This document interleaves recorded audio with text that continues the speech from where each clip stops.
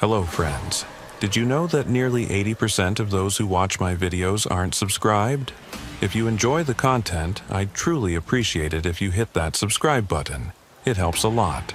Also, don't forget to leave a like and share your thoughts in the comments. Your interaction not only supports the channel's growth, but also helps these stories reach more people. Thank you all for being here. By the way, where are you watching from? Let me know in the comments.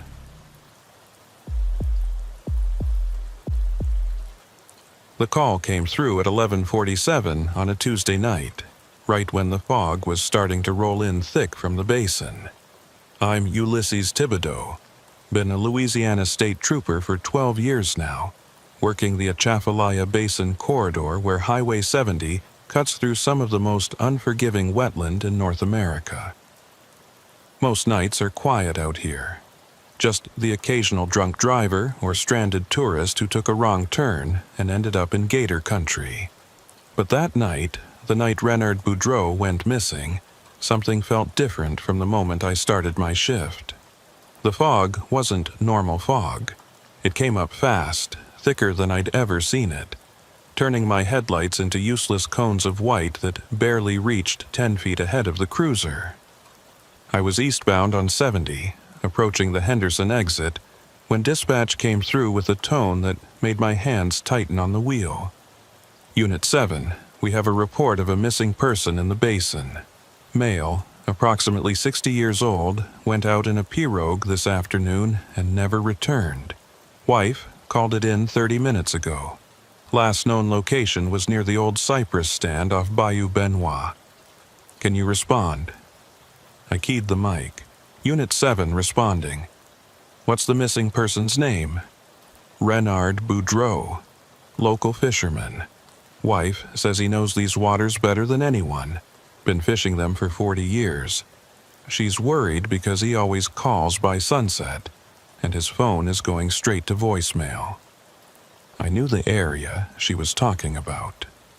Bayou Benoit was one of the deeper channels that fed into the basin, surrounded by old-growth cypress that created a maze of waterways where even experienced boaters could get turned around. In fog like this, it would be damn near impossible to navigate without GPS, and most of the old-timers like Boudreau didn't trust electronics, preferred to go by memory and instinct. Copy that. I'm 20 minutes out. Has anyone contacted Wildlife and Fisheries? They're mobilizing a search team, but it'll be at least an hour before they can get boats in the water. Your first response. I pushed the cruiser faster, watching the fog swirl in my headlights like something alive. The basin at night was always eerie, but tonight it felt actively hostile, like the darkness was pressing in from all sides, trying to swallow the road. By the time I reached the turnoff for the boat launch near Bayou Benoit, visibility was down to maybe 5 feet. I pulled into the gravel lot and immediately saw Boudreau's truck, an old Chevy with the empty boat trailer still attached. That meant he was out there somewhere, either stuck or worse. I grabbed my spotlight and walked to the water's edge, playing the beam across black water that disappeared into white fog after a few yards. "Mr. Boudreau," I called out, my voice sounding flat and dead in the heavy air. "Renard Boudreau, this is State Police. If you can hear me, make some noise." Nothing. Just the sound of water lapping against the bank and the distant chirp of frogs. I tried my radio, called in my position, got confirmation from dispatch. Then I started walking the shoreline looking for any sign of the missing fisherman. About 50 yards from the launch, I found something that made my stomach drop.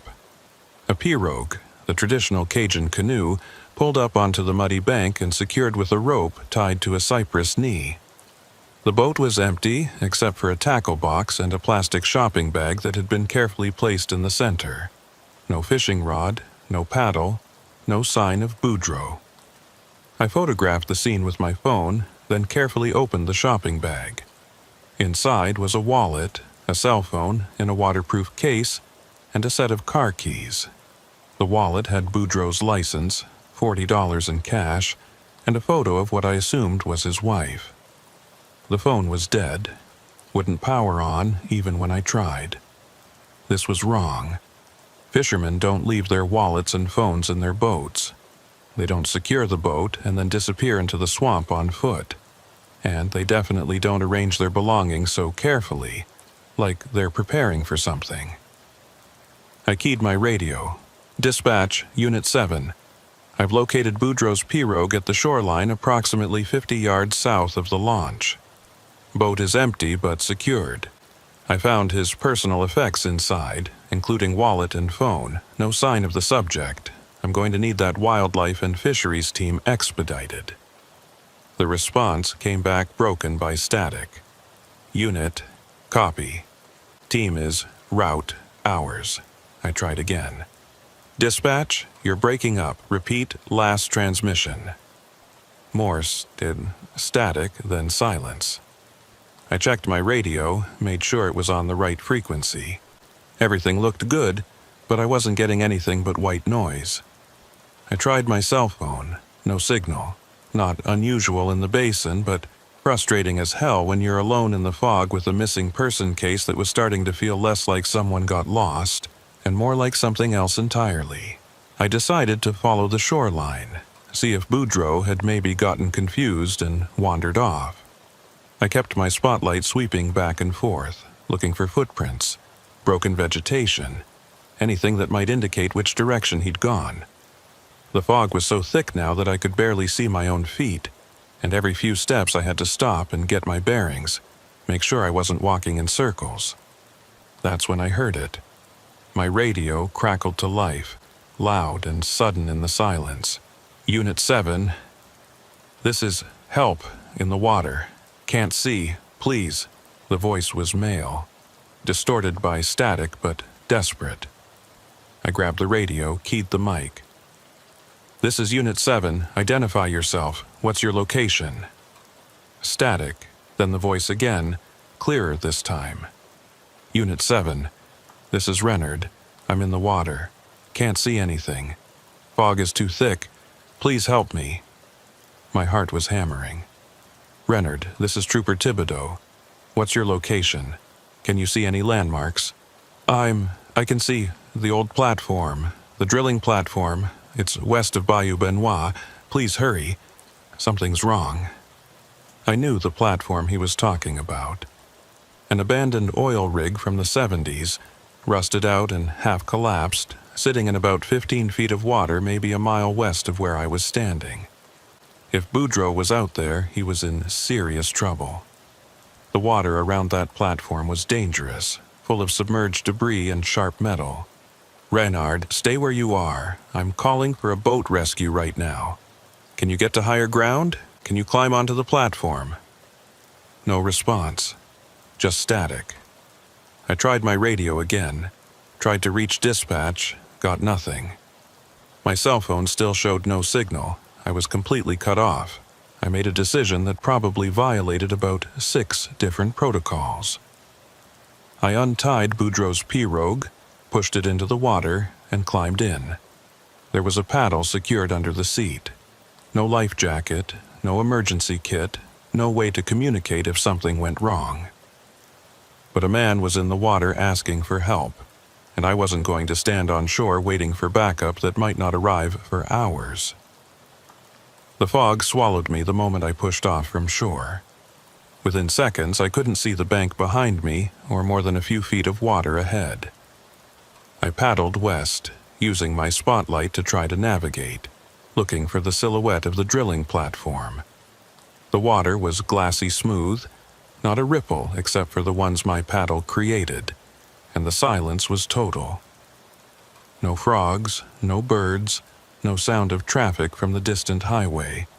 Just my breathing and the soft splash of the paddle and the creak of the pirogue. I'd been paddling for maybe 10 minutes when my radio crackled again. Unit 7, this is Renard. I'm in the water. Can't see anything. Fog is too thick. Please help me. It was the exact same message, same words, same inflection, same desperate tone. like a recording being played back. I keyed the mic, my voice tight. "Renard, this is Thibodeau. I'm on the water heading toward your location. Keep talking so I can find you." Static. Then, after a long pause, the message again. Word for word, identical. "Unit 7. This is Renard. I'm in the water. Can't see anything. Fog is too thick. Please help me." A cold feeling spread through my chest. This wasn't right. This was a loop, a repeated transmission. But from where? Boudreaux's phone was dead in the evidence bag back at the shore. He couldn't be broadcasting. And even if he could, why would he say the exact same thing 3 times? I kept paddling, my spotlight sweeping the fog, looking for any sign of the platform or Boudreaux or anything that made sense. The water stayed flat and black, reflecting nothing. Time seemed to stretch out weird, like I'd been paddling for hours even though my watch said only 20 minutes had passed since I'd left shore. Then I saw it. The drilling platform, looming out of the fog like a skeletal giant, all rusted steel and collapsed deck. It was listing to one side, half the structure submerged, the other half reaching up into the white air like broken fingers. I paddled closer, playing my light across the twisted metal, looking for any sign of Boudreaux. "Renard Boudreaux, are you here?" My voice echoed off the metal, flat and strange. No response. I circled the platform slowly, checking every corner, every piece of wreckage. Nothing. No one. My radio crackled. "Unit 7, this is Renard. I'm in the water. Can't see anything. Fog is too thick. Please help me." I grabbed the radio, nearly threw it into the water. "God damn it, where are you?" Silence. Then a different sound, faint but unmistakable, a phone ringing. Not my phone, but somewhere close. I killed my spotlight, listening hard. The ringing was coming from inside the collapsed section of the platform where the deck had fallen into the water. I tied the pirogue to a piece of rebar sticking out of the water and carefully climbed onto the tilted platform. The metal groaned under my weight, rust flaking off in chunks. I followed the sound of the ringing, moving slowly, testing each step. The phone was getting louder, more insistent. I found it wedged in a gap between 2 collapsed beams, about 3 feet underwater. A cell phone in a waterproof case, screen glowing in the murky water, showing an incoming call from a number I didn't recognize. I reached down, pulled it out, looked at the screen. The call was coming from Renard Boudreaux's phone, the same phone that was dead in an evidence bag on the shore a mile away. I stared at the screen, my mind trying to process what I was seeing. This was impossible. The phone I was holding couldn't be receiving a call from itself. That wasn't how physics worked, wasn't how anything worked. The call went to voicemail. A moment later, the phone chimed with a new message. I unlocked it, pulled up the voicemail, hit play. Static. Then Boudreaux's voice, clear and calm. "Ulysses, if you're hearing this, then you found the phone. Good. I need you to listen carefully. What you're experiencing isn't real. The fog, the radio calls, the repeating message. None of it is real. You're in some kind of loop, and you need to break out of it before it's too late. The way out is to stop trying to rescue me. Stop paddling toward the platform. Turn around and go back to shore. Trust me on this." The message ended. I stood there on the rusted platform, holding a phone that shouldn't exist, listening to a message from a man I'd never met telling me that my reality wasn't real. My hands were shaking. The fog pressed in closer. I tried to think logically. Boudreaux had clearly been out here, had clearly left his phone on shore deliberately. Maybe he'd hidden this second phone out here for some reason. Maybe the repeating radio message was some kind of automated distress call he'd set up. Maybe this was all explainable. Or maybe I was losing my mind. My radio crackled. "Unit 7, this is Renard. I'm in the water, can't see anything. Fog is too thick. Please help me." I made a decision. I climbed back into the pirogue, untied it from the platform, and started paddling. But I didn't head toward shore. I paddled deeper into the basin, following a hunch that I couldn't quite explain. If this was a loop, if something was keeping me cycling through the same scenario, then maybe the way out wasn't to follow instructions. Maybe it was to break the pattern entirely. The fog stayed thick, but I kept paddling, my spotlight off now, navigating by feel and instinct. My watch said it was almost 1 in the morning. I'd been out on the water for over an hour, should have run into shore or another landmark by now. But there was nothing. Just water and fog, and the growing certainty that I was trapped in something that had no logical explanation. Then the fog broke. Not gradually, but suddenly, like passing through a curtain. One moment I was surrounded by white, the next I was in clear air under a sky full of stars. The water around me was calm, reflecting the moonlight, and ahead I could see shore, the boat launch, my cruiser's lights still flashing red and blue in the darkness. I paddled hard, my arms burning with the effort. When the pirogue scraped onto mud, I practically fell out, dragging myself onto solid ground. My radio crackled, and this time the voice was clear and familiar. "Dispatch. Unit 7. We've been trying to reach you for the past 2 hours. What's your status? Wildlife and Fisheries is on scene at your location." I looked up and saw boats, multiple boats with searchlights and people in uniforms walking the shore. I recognized Deputy Goro from Terrebonne Parish and Officer Arsenault from Wildlife and Fisheries. They saw me and started running over. "Thibodeau! Jesus, we've been looking everywhere for you. Where the hell have you been?" I tried to answer, couldn't find the words. I pointed at the pirogue, at the phone still clutched in my hand. I was on the platform, the radio calls. Goro grabbed my shoulder. "You're not making sense. Sit down, man. You look like you've seen a ghost." They sat me on the back bumper of my cruiser, gave me water, checked my vitals. My body temperature was lower than it should be, my hands shaking with what the EMT said looked like mild hypothermia. They kept asking what happened, where I'd been. I tried to explain about the fog, the radio calls, the phone on the platform. They listened with expressions that said they thought I was in shock or confused. "Trooper, there was no fog tonight," Arsenault said gently. "It's been clear since sunset, and we've had multiple boats searching this area for the past 2 hours. There's no platform anywhere near Bayou Benoit. The closest abandoned rig is 15 miles south." I showed them the phone, the waterproof case. I found this on the platform. It was receiving calls from Boudreaux's phone. Goro took it, examined it, frowned. "This is Boudreaux's phone," his wife confirmed the case. "But Ulysses, we found this phone in his truck about an hour ago. It was in the glove box, completely dead. Battery was drained." I stared at him. No, I found his phone in the pirogue, in a plastic bag with his wallet. They exchanged glances. "There was no plastic bag in the pirogue. We searched it thoroughly, found the tackle box, found a paddle, nothing else." I felt reality tilting again. "What about Boudreaux? Did you find him?" The silence that followed told me everything I needed to know.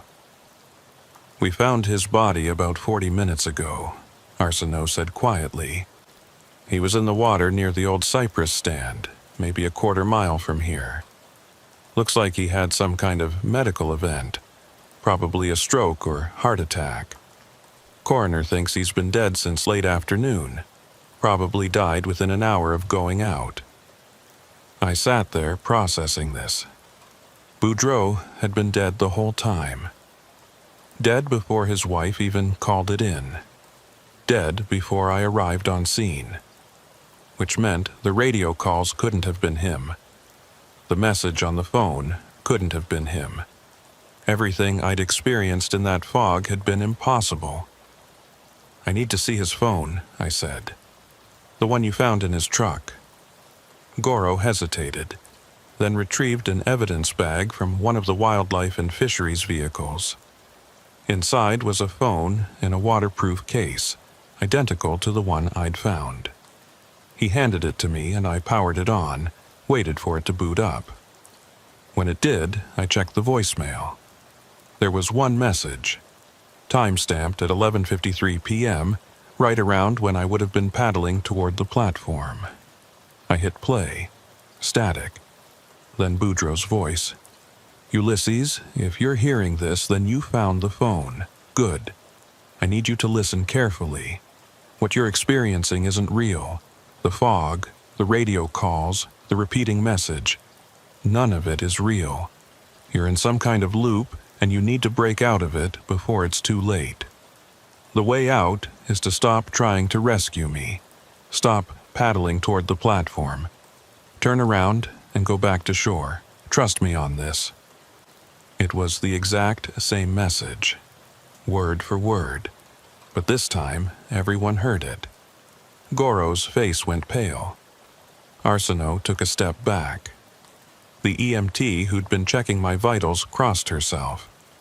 "How did he—" Goro started, then stopped. "He was dead. The coroner said he'd been dead for hours when he left that message." I looked at the timestamp again. 11:53 p.m. I checked my watch. It was 1:47 a.m. now. Almost 2 hours since the message was left, but according to the phone's record, it had been recorded at 6:34 p.m. right around sunset, right around when Boudreaux would have been dying in the water. "This doesn't make sense," I said. But even as I spoke, I knew that making sense wasn't the point. Something had happened out there in the fog, something that existed in the space between what was real and what was possible. Boudreaux had left a message warning me about a situation he couldn't have known about. Had somehow known I would come looking for him, would get trapped in whatever that fog was, would need guidance to get out. They kept me on scene for another hour, asking questions, taking statements, trying to piece together a timeline that made sense. I told them everything, knowing how crazy it sounded. The repeating radio calls, the fog that shouldn't have existed, the platform that wasn't there. They wrote it down with careful, neutral expressions, the kind of expressions you use when you think someone might be experiencing a mental health crisis but you're not sure yet. Finally, they let me go home. Told me to take a few days off, talk to the department psychologist, make sure I was okay. I drove back toward Houma as the sun was starting to rise, trying to process what had happened, trying to fit it into a framework that made logical sense. I couldn't. There was no logical explanation for any of it. Boudreaux had died hours before I arrived. The fog hadn't existed except for me. The platform I'd found was 15 miles from where I'd been searching. The phone I'd held couldn't have been receiving calls from itself. None of it was possible, yet all of it had happened. 3 days later, I went to Renard Boudreaux's funeral. His wife, a small woman in her 60s named Mireille Landry, thanked me for trying to find him. She said he'd talked about me a few times, said there was a young trooper working the basin who took his job seriously, who cared about the people he was supposed to protect. "He left something for you," she said, handing me an envelope. "Found it in his tackle box after they brought his body back. It has your name on it." I took the envelope with shaking hands. Inside was a single piece of paper with a message written in shaky handwriting. "Ulysses, if you're reading this, then I'm gone, and you tried to save me. Thank you for that. I need to tell you something that's going to sound crazy, but I swear it's true. The basin has places in it that aren't quite right, where the boundaries between what's real and what's not get thin. I've been fishing these waters for 40 years, and I've seen things that can't be explained. Fog that comes up too fast and too thick. Sounds that travel wrong. Places where time doesn't work the way it should. I think I'm going to die out there. I've been having chest pains for weeks, been ignoring them because I'm stubborn and stupid. But if I do die, and if you come looking for me, there's a chance you'll end up in one of those thin places. If that happens, if you find yourself in fog that shouldn't exist, hearing things that don't make sense, you need to remember that the way out is to stop following the pattern.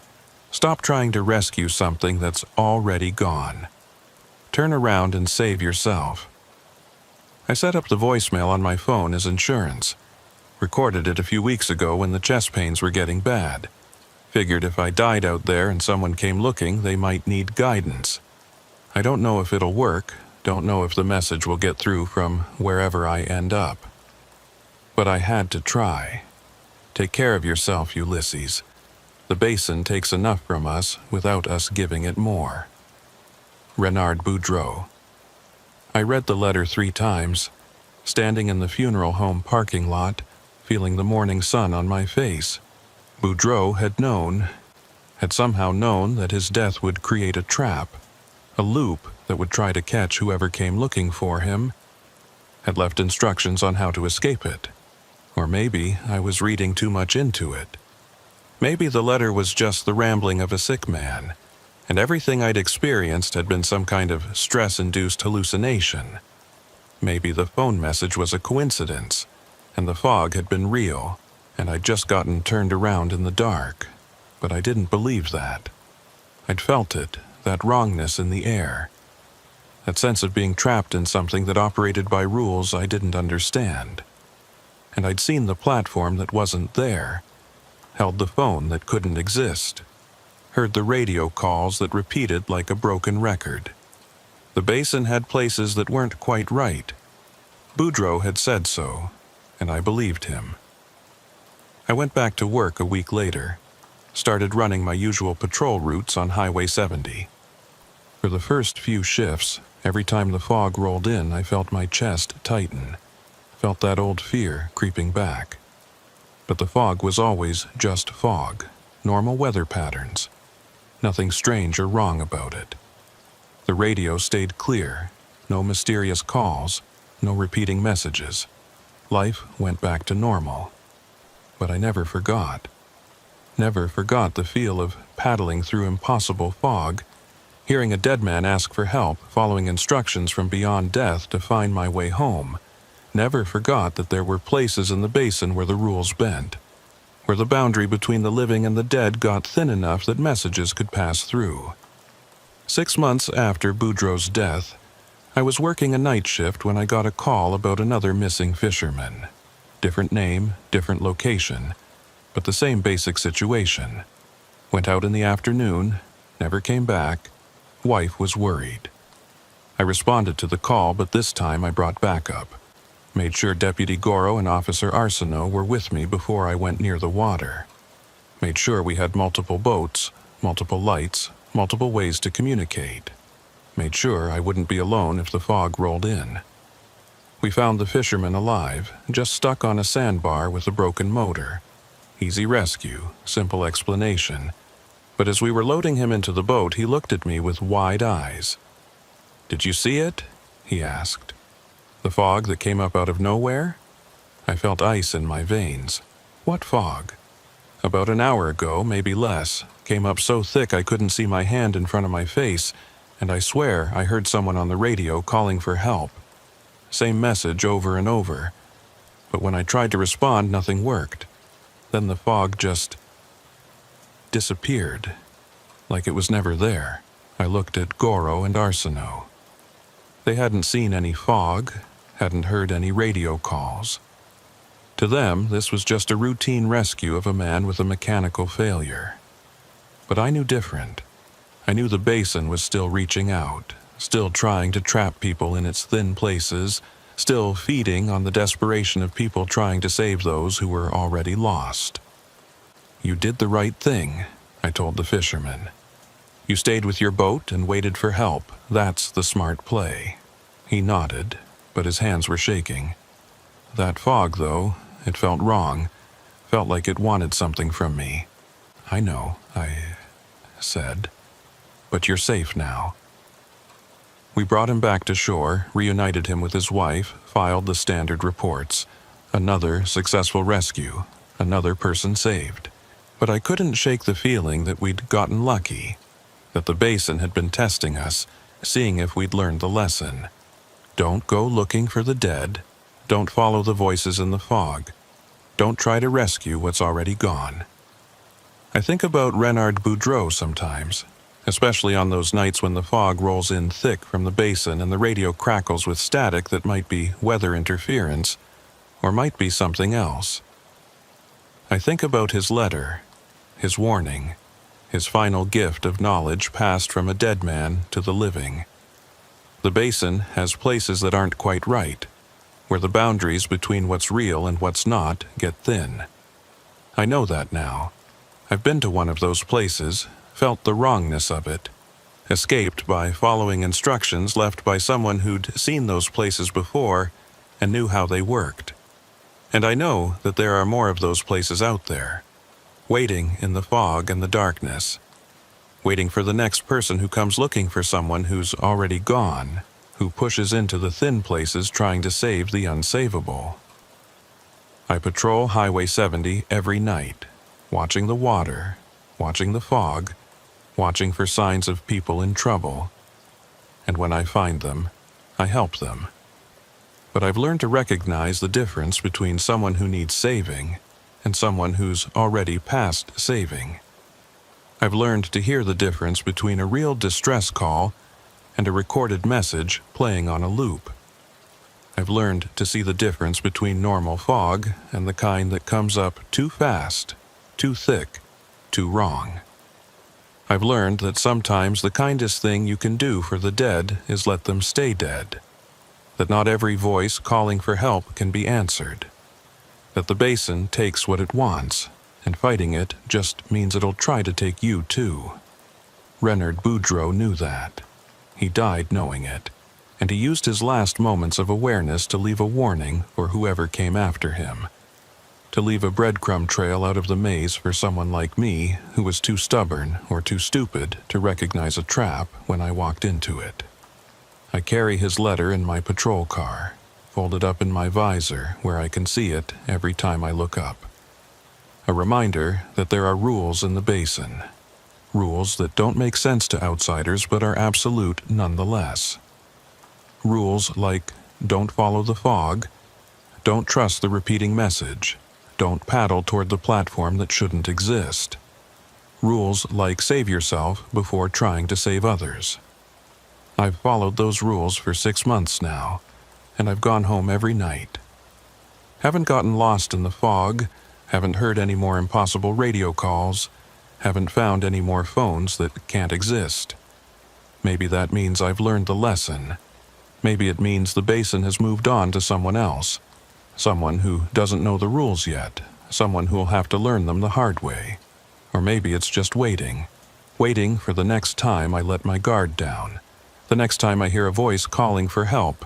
And forget that some voices are traps. Some fogs are lies. Some platforms exist only in the space between life and death. The basin is patient. It has all the time in the world. It can wait for me to make a mistake, to forget the rules, to think I'm smarter than the water and the fog and the thin places where reality bends. But I remember. I remember the feeling of paddling through impossible fog, of hearing my own fear in every splash of the paddle, of knowing I was trapped in something that had no name and no explanation. I remember the platform that wasn't there and the phone that couldn't exist and the message from a dead man that saved my life. And as long as I remember, as long as I follow the rules, I'll keep going home at the end of every shift. Keep patrolling Highway 70. Keep watching the basin. Keep helping the people who can be helped and recognizing the ones who are already gone. That's the job now. Not to save everyone, but to know who can be saved and who can't. To recognize the thin places and avoid them. To hear the warnings left by those who came before and learn from them. Renard Boudreau left me a warning, and I listened. That's why I'm still here. That's why I'm still patrolling these roads, still watching this water, still doing this job. And when the fog rolls in thick and fast, when the radio crackles with static that might be words, when I see lights on the water where no light should be, I remember his letter. I remember his instructions. Turn around. Save yourself. Let the dead stay dead. It's the only way to survive in a place where the boundaries get thin, where the rules don't make sense, where the basin reaches out with fog and lies and impossible situations, trying to add one more person to its collection of lost souls. I won't be that person. Not tonight, not tomorrow, not ever. The basin can't have me, because I know the rules now, and I'll follow them until the day I retire, or until the day the basin finds a new trick I haven't seen before, a new way to bend reality that doesn't follow the old patterns. Until then, I drive Highway 70, I watch the water, and I remember. Remember the fog that shouldn't exist. Remember the voice on the radio calling for help that would never come. Remember the platform in the darkness and the phone with the impossible message. Remember Renard Boudreau, who died in the basin but left behind knowledge that saved my life. Remember that the thin places are real, and the only way out is to recognize them for what they are and turn around before it's too late. My name is Cashin Beauregard, and I've been patrolling the Lake Pontchartrain Causeway for 8 years. 24 miles of concrete stretched across open water, the longest continuous bridge over water in the United States. Most people see it as just a commute, a way to get from Mandeville to Metairie without circling the lake. But when you work it every night like I do, when you see it in all its moods and weathers, you start to understand that the causeway has its own personality. And sometimes that personality is hostile. It was a Wednesday in late September, just after 2 in the morning. The kind of night where the air is heavy with moisture and the lake is flat calm, reflecting the bridge lights like a mirror. I was running southbound about halfway across when I spotted the vehicle that would change everything I thought I understood about this bridge. A silver Nissan Altima, weaving between lanes. Not aggressively, but rhythmically, like the driver was fighting to stay awake or trying to avoid something I couldn't see. I lit it up, hit the siren once to get their attention, and the vehicle immediately pulled over onto the narrow shoulder. Professional, quick response usually meant someone who'd just made a mistake, not someone running from anything. I called it in to Eulalie Arsenault, the toll operator on the south end who also served as our radio dispatch during overnight hours. Control Unit 15, traffic stop, southbound lane, mile marker 12. Louisiana plate, David Henry 973 silver Nissan Altima, single occupant visible. Eulalie's voice came back clear. Copy, Unit 15, running the plate now, stand by. I approached the vehicle on the driver's side, my flashlight cutting through the darkness. The windows were up, so I knocked and gestured for the driver to lower it. When she did, I saw a woman in her 30s, professional looking, wearing business casual clothes like she was coming from a late shift somewhere. Evening, ma'am. License and registration, please. Do you know why I stopped you? She handed over her documents without hesitation. I was weaving. I'm sorry, officer. I just got off a 12-hour shift at the hospital and I'm exhausted. I know that's not an excuse. I checked her license. Marielle Fontenot, address in Mandeville. Clean record according to Eulalie's callback. The registration matched the vehicle. Everything looked legitimate. Ms. Fontenot, I appreciate your honesty.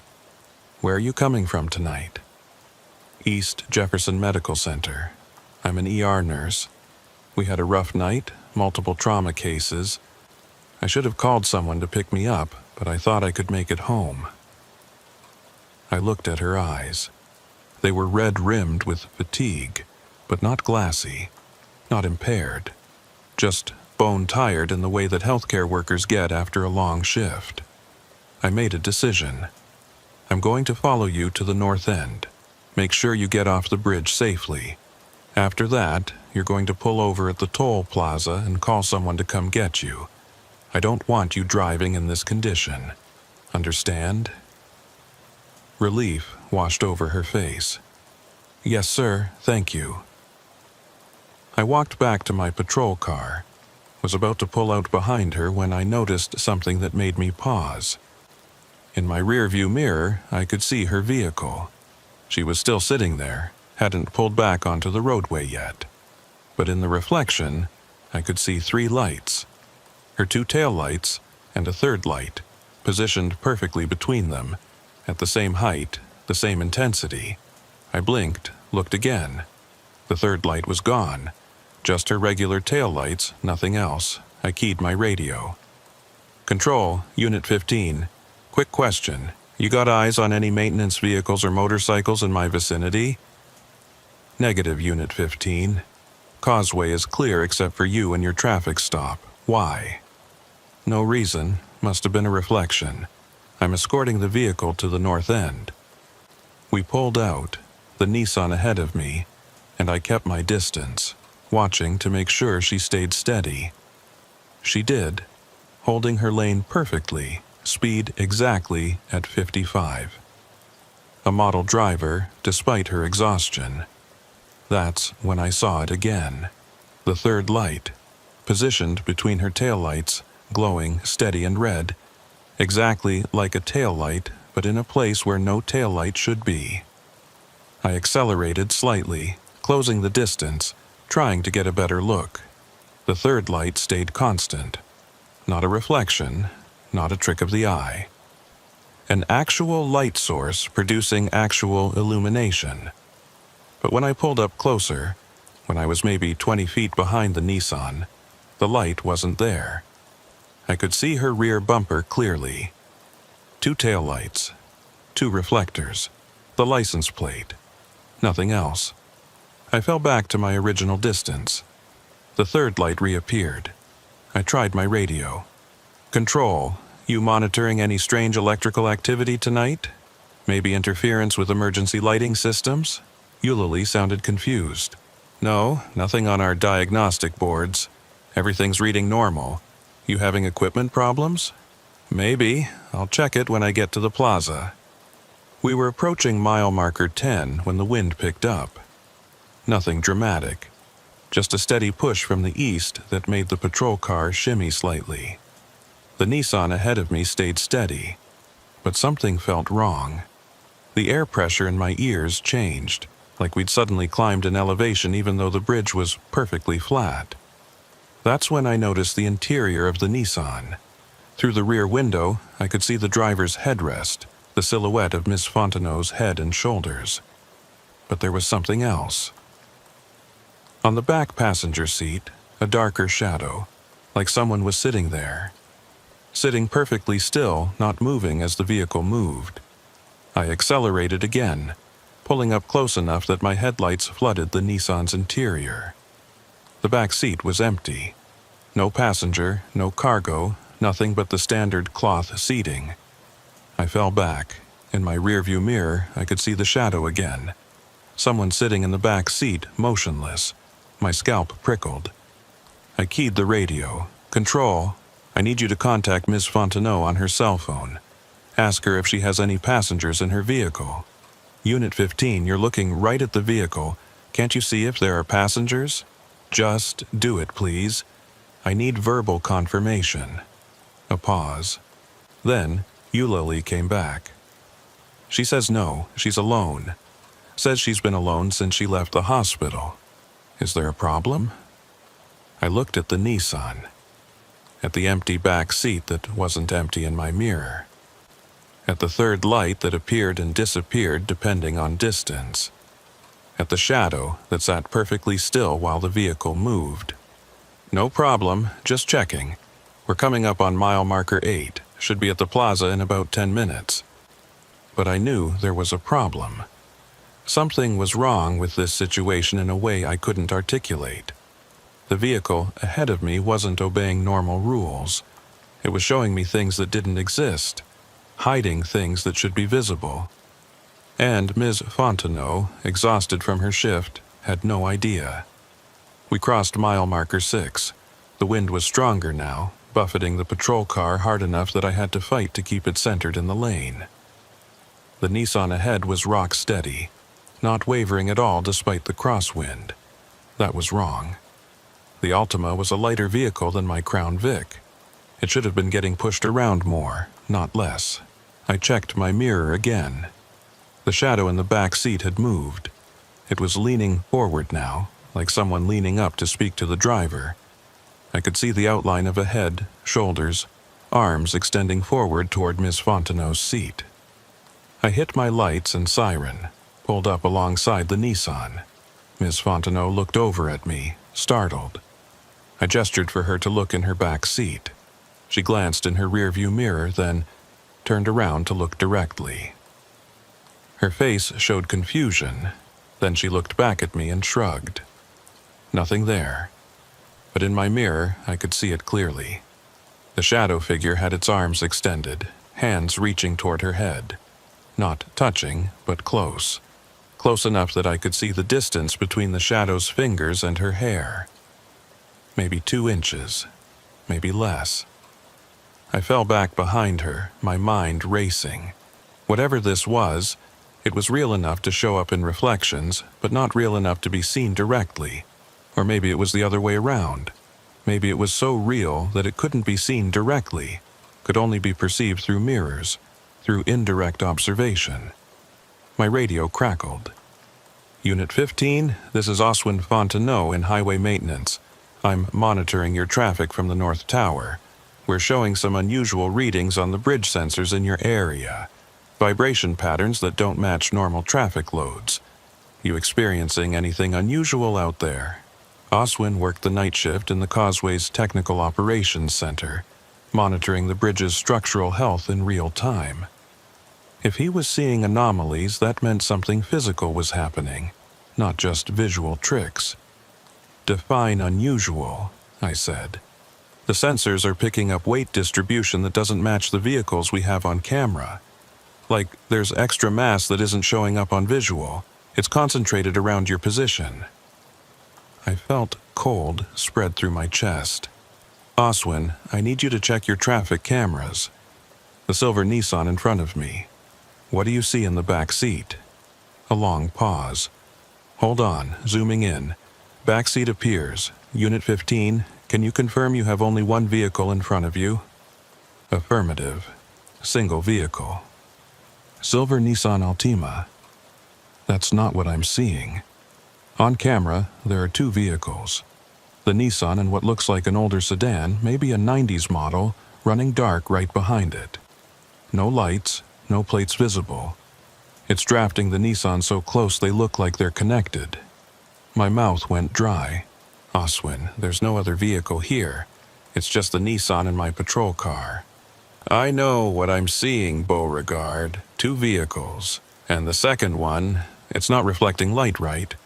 Like it's absorbing instead of reflecting. It's showing up on camera, but it's dark in a way that doesn't make sense. I looked ahead at the Nissan. Looked in my mirror at the shadow in the back seat. Looked at the third light that glowed between the taillights. And I understood, with a certainty that made my hands shake, that we weren't alone on this bridge. That something else was here. Something that existed in reflections and camera feeds and sensor readings, but not in direct observation. Something that was following the Nissan, or maybe had been inside it the whole time. Control, I need you to get Miss Fontenot to pull over immediately. Right now.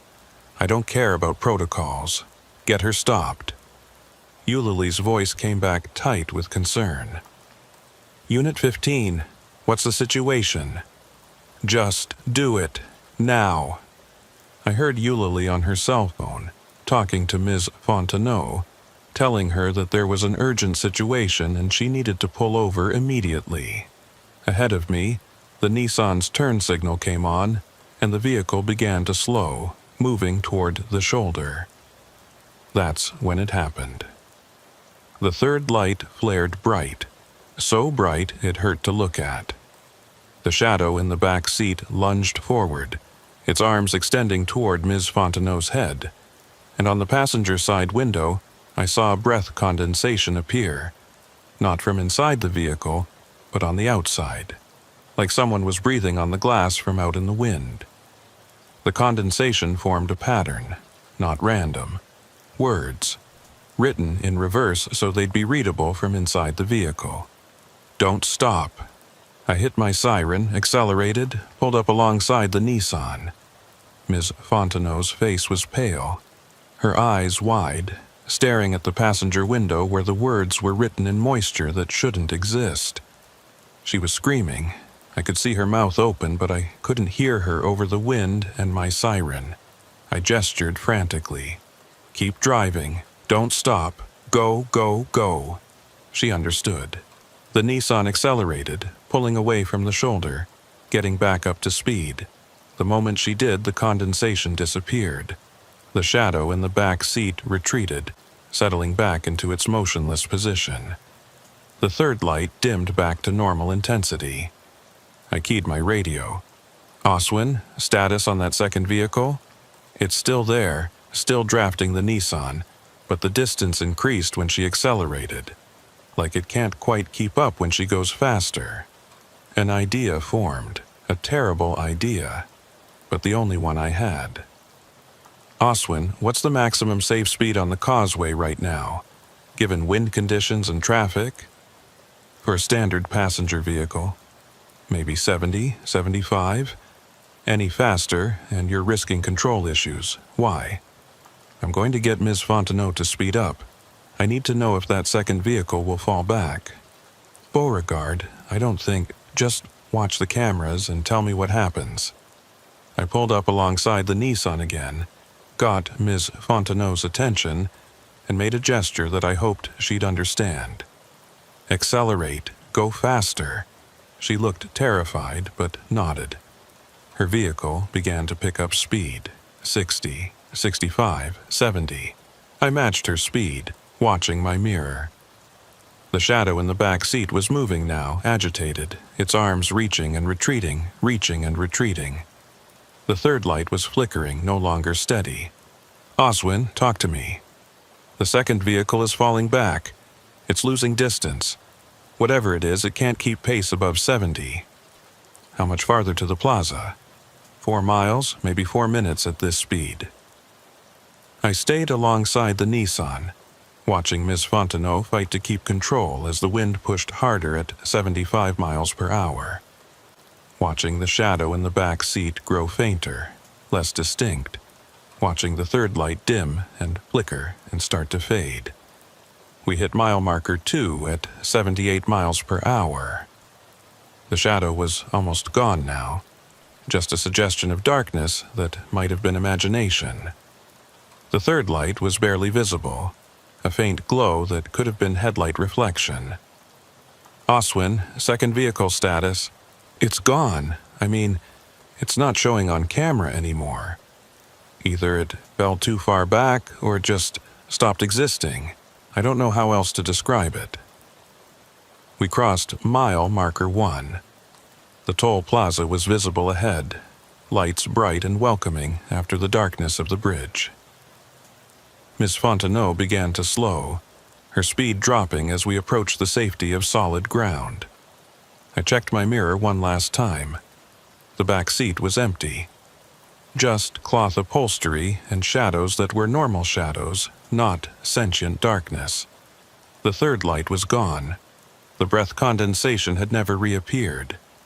Whatever had been following us, whatever had been in that vehicle with Ms. Fontenot, had let go.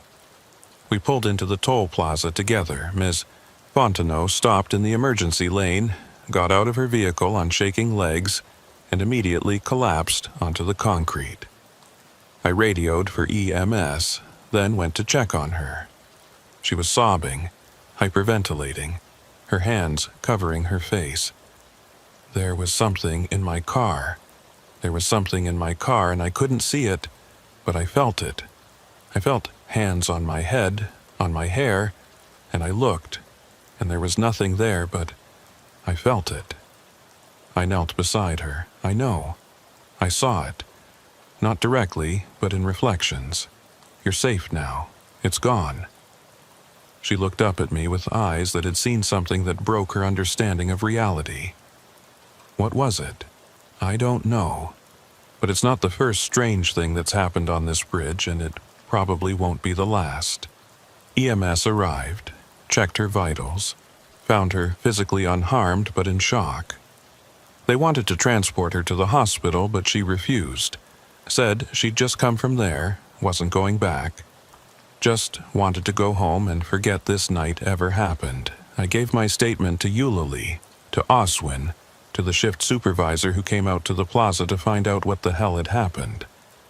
I told them everything I'd seen. The third light, the shadow in the back seat, the breath condensation writing warnings on the window. I told them about Oswin's camera feed, showing a second vehicle that wasn't there. Told them about the bridge sensors picking up extra mass. They listened with expressions that said they didn't want to believe me, but couldn't quite dismiss it. Too many witnesses, too much corroborating evidence from technical systems that couldn't hallucinate or misinterpret data.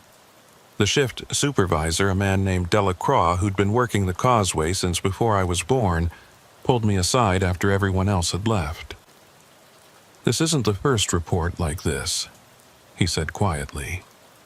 "We've had 7 incidents over the past 10 years. Different vehicles, different drivers, but always the same pattern. Extra lights that appear in reflections. Shadows in back seats that don't exist. Breath condensation writing messages. Camera feeds showing vehicles that aren't there. Why hasn't anyone done anything about it? What would we do? Shut down the bridge? Tell people there's a ghost that hitchhikes on the causeway? The moment we make it official, we lose credibility. So, we document it, we file reports, and we hope it doesn't happen again. But it does happen again. Every 8 to 14 months.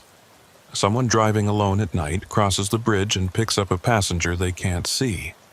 Usually it just rides along, doesn't interact, but sometimes, like tonight, it tries to get them to stop, tries to get them to pull over on the bridge. I felt sick. What happens if they stop? Delacroix's face was grim. We don't know. The 7 reports we have are all from people who didn't stop. Either they got spooked and kept driving, or someone like you intervened. We've never had anyone actually pull over and get out of their vehicle when this thing was active. You're saying we've been lucky. I'm saying we don't know what we're dealing with, and I'd prefer to keep it that way. Because the alternative is having to explain to someone's family why they disappeared from a bridge that has cameras every quarter mile and sensors on every structural member. How do you explain a vanishing that shouldn't be possible? I didn't have an answer for that. Still don't. I finished my shift, wrote up a report that carefully documented everything while avoiding the words ghost or supernatural. Used phrases like visual anomaly and sensor malfunction and possible equipment interference, the kind of language that made it sound technical and explainable, even though nothing about it was explainable. 3 days later, I got a call from Oswin Fontenot. He wanted to meet, said he had something to show me. We met at a coffee shop in Mandeville, away from the causeway, away from anyone who might overhear. I've been going through the archived camera footage, Oswin said, pulling out his laptop. Looking at all the incidents over the past 10 years where we had unexplained sensor readings or visual anomalies, I found something. He turned the laptop so I could see. On screen was camera footage from the causeway, time-stamped 3 years earlier. A single vehicle, a blue Honda, driving southbound late at night. And behind it, barely visible on the camera, a dark shape that moved like a vehicle, but reflected light wrong, absorbed it instead. Watch what happens at mile marker 12, Oswin said. On screen, the Honda's brake lights came on. The vehicle began to slow, pulling toward the shoulder. The dark shape behind it accelerated, closing the distance rapidly. As the Honda came to a complete stop, the shape merged with it, seeming to flow into the vehicle through the rear window. The camera angle changed, showing a closer view. The Honda was stopped on the shoulder, driver's door open, but no one got out. The vehicle just sat there, door hanging open, interior lights on, for about 2 minutes. Then the door closed itself, the interior lights went out, and the vehicle pulled back onto the roadway and continued south at normal speed. "We tracked that vehicle to the South Plaza," Oswin said. Driver was a 34-year-old man from Covington. Toll operator said he seemed disoriented, didn't respond to questions, just paid his toll and drove off. We tried to follow up with him the next day, and he didn't go home, didn't go to work, didn't show up anywhere. His vehicle was found 3 days later in the parking lot of a shopping center in Metairie. Locked, empty, no sign of where he went. He's still listed as a missing person. I stared at the screen. So, when people stop, when that thing gets inside their vehicle, they disappear. Not all at once. They make it off the bridge. They seem normal enough to pay their toll, but then they're gone. Just gone. How many? 7 confirmed disappearances over 10 years. All of them had sensor anomalies before they vanished. All of them stopped on the bridge, despite being advised not to. All of them made it to the toll plaza, but never made it home. I felt cold. The thing in Ms. Fontenot's vehicle was trying to get her to stop. And you prevented it. You got her to speed up instead, and whatever that thing was, it couldn't keep pace. It fell off, lost its grip. She made it home. What is it? What are we dealing with? Oswin closed his laptop. I've been researching the causeway's history, looking for accidents, deaths, anything that might explain this. You know what I found? Nothing. The causeway has one of the best safety records of any bridge in the country. Very few fatalities over its 60-plus year history. No major tragedies. No mass casualties. So where does this thing come from? That's the question. Because if it's not connected to the bridge itself, if it's not the result of some traumatic event, then where did it originate? Why does it target specific vehicles? And what does it want with the drivers? We sat in silence for a moment, both of us trying to make sense of something that defied sense. "I'm going to keep monitoring," Oswin said finally. "Keep watching the cameras, tracking sensor anomalies. If this happens again, I want to be ready. Want to have protocols in place to help people before they make the mistake of stopping." "What protocols? We can't tell people there's a ghost on the bridge."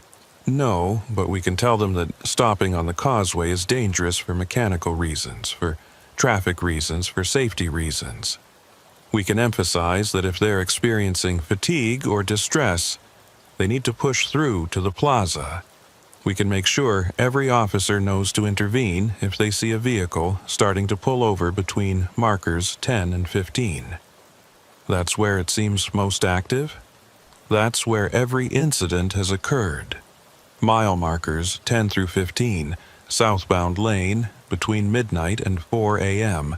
Always single drivers, always people coming from the North Shore going south. Like something's waiting at that spot. Like it knows people will be tired, vulnerable. Or like that's the thin point, the place where it can reach through from wherever it exists. I thought about that, about the idea that the causeway had a thin point, a place where the barrier between our world and something else became permeable enough for things to cross over. Things that existed in reflections and camera feeds and sensor readings. Things that wanted to hitch rides with living people for reasons I didn't want to contemplate. "If I encounter it again," I said, "if I'm running patrol and I see those signs, what's the protocol? Get them to speed up, don't let them stop. And whatever you do, don't try to interact with the entity directly. Don't acknowledge it, don't speak to it. Just focus on getting the driver to safety. Because if we acknowledge it, if we give it attention, we don't know what happens. But based on the pattern of disappearances, I don't think we want to find out. I went back to work that night, started my patrol on the causeway with a new awareness. Every vehicle I passed, I checked in my rearview mirror, looking for third lights, for shadows in back seats, for signs that something was riding along uninvited. Most nights, there was nothing, just normal traffic, normal reflections, normal shadows. But once, about a month after the incident with Miss Fontenot, I saw it again. Different vehicle, different driver. A red pickup truck heading south around 1 a.m., weaving slightly. I pulled it over at mile marker 13, approached the vehicle, made contact with the driver. Young guy, early 20s, said he was driving home from a concert in New Orleans. Exhausted, slightly drunk, apologetic about the weaving. I was going to arrest him for DUI, was going through the field sobriety protocols, when I saw it in my mirror. The shadow in his truck bed. Not cargo, not a tarp. A shape that moved wrong, that reached over the side of the bed toward the cab, toward the driver. I made a decision that probably violated every DUI arrest procedure in the book. I told him to get back in his truck, told him I was going to follow him to the plaza, told him not to stop for any reason. He looked confused but complied. We drove to the plaza at 80 miles per hour. I watched the shadow in my mirror fade and dissipate, watched it lose its grip as speed increased. By the time we reached the plaza, it was gone. I arrested him for DUI at the toll plaza, where solid ground and bright lights made everything feel safer. He blew a .09, just over the limit. I processed him, called him a cab after he made bail, sent him on his way. He never knew what I'd saved him from. Never knew that stopping on that bridge, stepping out of his vehicle in that exact location, might have led to something worse than a DUI arrest. Something permanent and unexplainable. I didn't tell him. What would I say? That there's something on the causeway that hitchhikes with tired drivers? That stopping between mile markers 10 and 15 after midnight might make you disappear? That there are places where the boundary between here and somewhere else gets thin enough that things can reach through? He wouldn't have believed me. Hell, I barely believe it myself, and I've seen it twice now. But I know it's real. I know because Oswin tracks it in sensor data that shows impossible weight distributions. Because cameras capture vehicles that don't exist. Because breath condensation writes warnings on windows from the outside, from wind that shouldn't be able to form words. I know because 7 people have disappeared over 10 years, and the only thing they had in common was stopping on the causeway when something was riding with them. And I know because every time I drive that bridge at night, every time I pass mile marker 12, I feel it. A pressure in the air, a wrongness in the reflections, a sense that something is watching from just outside the range of direct observation, waiting for someone to stop, someone to pull over, someone to make themselves vulnerable in that specific place at that specific time. I still patrol the causeway, still work the night shift, still respond to calls between Mandeville and Metairie. But I'm more careful now, more aware. I watch my mirrors constantly, looking for anomalies. I monitor my radio for reports from Oswin about sensor irregularities. I keep my speed up when crossing the bridge, never dropping below 60 even when traffic is light. And I tell every driver I encounter the same thing. Don't stop on the causeway, no matter what you see, no matter what you hear, no matter how tired you are or how much you think you need to pull over. Push through to the plaza. Get to solid ground. Save your stop for when you're somewhere with witnesses, with lights, with people who can help if something goes wrong. Most of them think I'm being overly cautious, think I'm worried about traffic safety or vehicle breakdowns or standard road hazards. They don't know the real reason. Don't know about the thing that rides between mile markers 10 and 15, that shows up in reflections and camera feeds and sensor data, but not in direct sight. They don't know, and I don't tell them, because knowing doesn't help. Knowing just makes you afraid. Better to give them a simple instruction they can follow without understanding the true stakes. Don't stop on the causeway. 3 words that might save your life. If you're unlucky enough to be driving alone late at night when the boundary gets thin and something decides you look like a good ride. 3 words that have kept me alive through 2 encounters with something I don't understand and can't explain.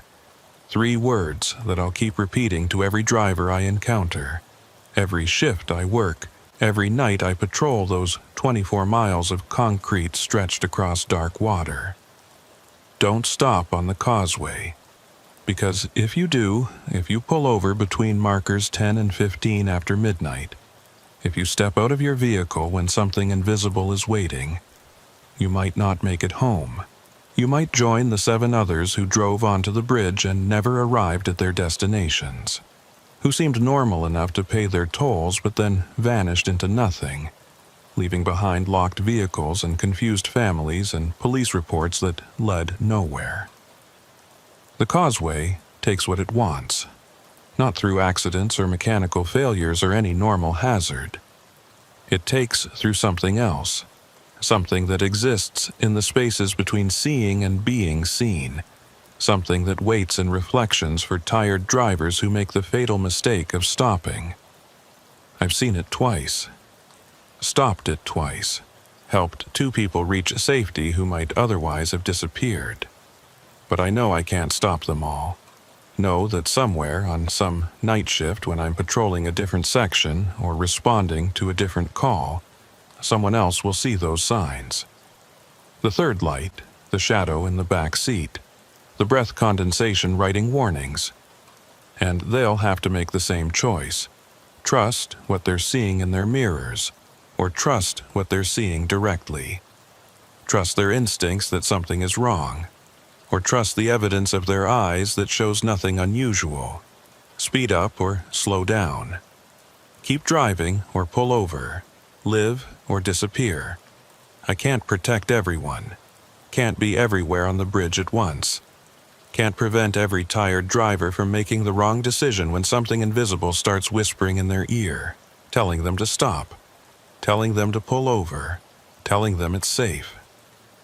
All I can do is patrol, watch, and respond when I see the signs, and hope that when the time comes, when someone else encounters that thing, they'll have the good sense to ignore its suggestions and keep driving. Keep driving until they reach the plaza, until they're on solid ground, until they're somewhere with lights and people and a barrier between them and whatever waits on the causeway between markers 10 and 15.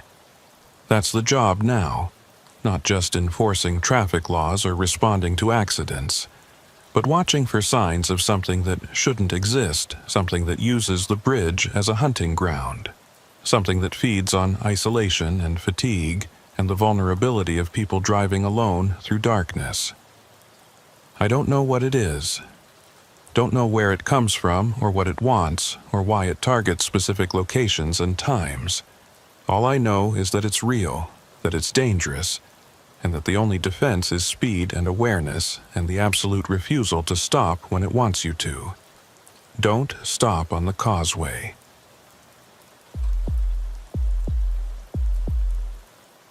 The lightning strike hit the transformer at exactly 11:37 p.m. on a Friday night in October. I'm Hollis Devereaux. Been with Louisiana State Police for 16 years, working out of the Natchitoches Parish office.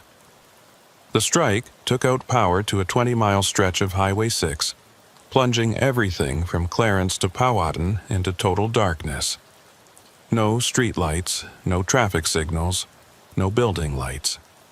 Just darkness so complete it felt like the world had ended outside that narrow corridor of highway. I was eastbound on 6 when it happened. Saw the flash of lightning touch down maybe a mile ahead. saw the transformer explode in a shower of sparks that briefly lit up the pine forest like daylight. Then everything went dark. My headlights carved tunnels through the blackness, and my radio went to static for about 10 seconds before coming back online. All units, this is Central. We have a confirmed power outage affecting Highway 6 from mile marker 8 through mile marker 28. Entergy has been notified. Estimated restoration time is 4 to 6 hours. Exercise caution in affected areas.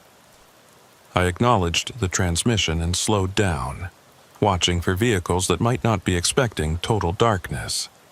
Highway 6 wasn't heavily traveled at night, mostly locals who knew the roads, but in conditions like this, even familiar territory became dangerous. That's when the call came through. A woman's voice, calm but stressed. "This is Sabine Hebert calling from the Natchitoches Parish Clerk's office. I'm requesting state police response to a vehicle accident on Highway 6 near the intersection with Parish Road 34. Single vehicle appears to have left the roadway and struck a tree. I'm on scene now. Driver is unresponsive." I keyed my radio. "Central, this is Unit 23. I'm approximately 2 miles from that location. Responding now. Has EMS been notified?" "Affirmative, Unit 23. Fire and EMS are en route from Clarence. Your ETA?" 5 minutes. I accelerated, my emergency lights cutting through the darkness in pulses of red and blue. The power outage made everything surreal. No reference points, no ambient light, just my headlights and the narrow strip of asphalt ahead. I reached the intersection with Parish Road 34 in 4 minutes. Saw a car pulled over on the shoulder with its hazards on. Saw a woman standing next to it waving a flashlight. I pulled up behind her vehicle, grabbed my emergency kit, and approached. She was in her 50s, wearing business casual clothes, holding a cell phone in one hand and the flashlight in the other. Her face was pale but composed. "Miss Hebert, I'm Trooper Devereaux. Where's the accident vehicle?" She pointed into the darkness beyond the shoulder. "About 30 yards into the trees. I saw the taillights as I was driving past, pulled over to check. The driver's still inside, but he's not responding to my calls." I followed her indication with my flashlight. Saw the glint of metal and broken glass. "Did you make contact with the driver?"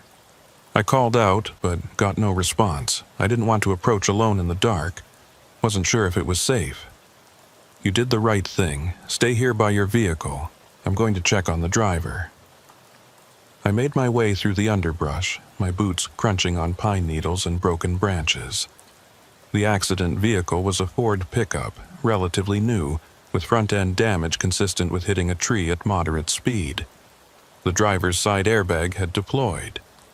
Through the window, I could see a man slumped over the steering wheel, not moving. I tried the door. Locked. I knocked on the window. "Sir, this is State Police. Can you hear me?" No response. I shone my flashlight through the window, checking for signs of breathing. The man's chest was moving, shallow but steady. He was alive but unconscious. I called it in. "Central, Unit 23. Confirming single vehicle accident on Highway 6 near Parish Road 34. Male driver, unconscious but breathing. Vehicle is locked. I'm going to break the window to access the victim. Advise EMS to expedite." "Copy, Unit 23. EMS is 10 minutes out." I used my tactical flashlight to break the driver's side window, reached in to unlock the door, and carefully opened it. The man was in his 40s, wearing work clothes, with a nasty contusion on his forehead, where he'd hit the steering wheel before the airbag deployed. His pulse was steady but weak, possible concussion, possible internal injuries.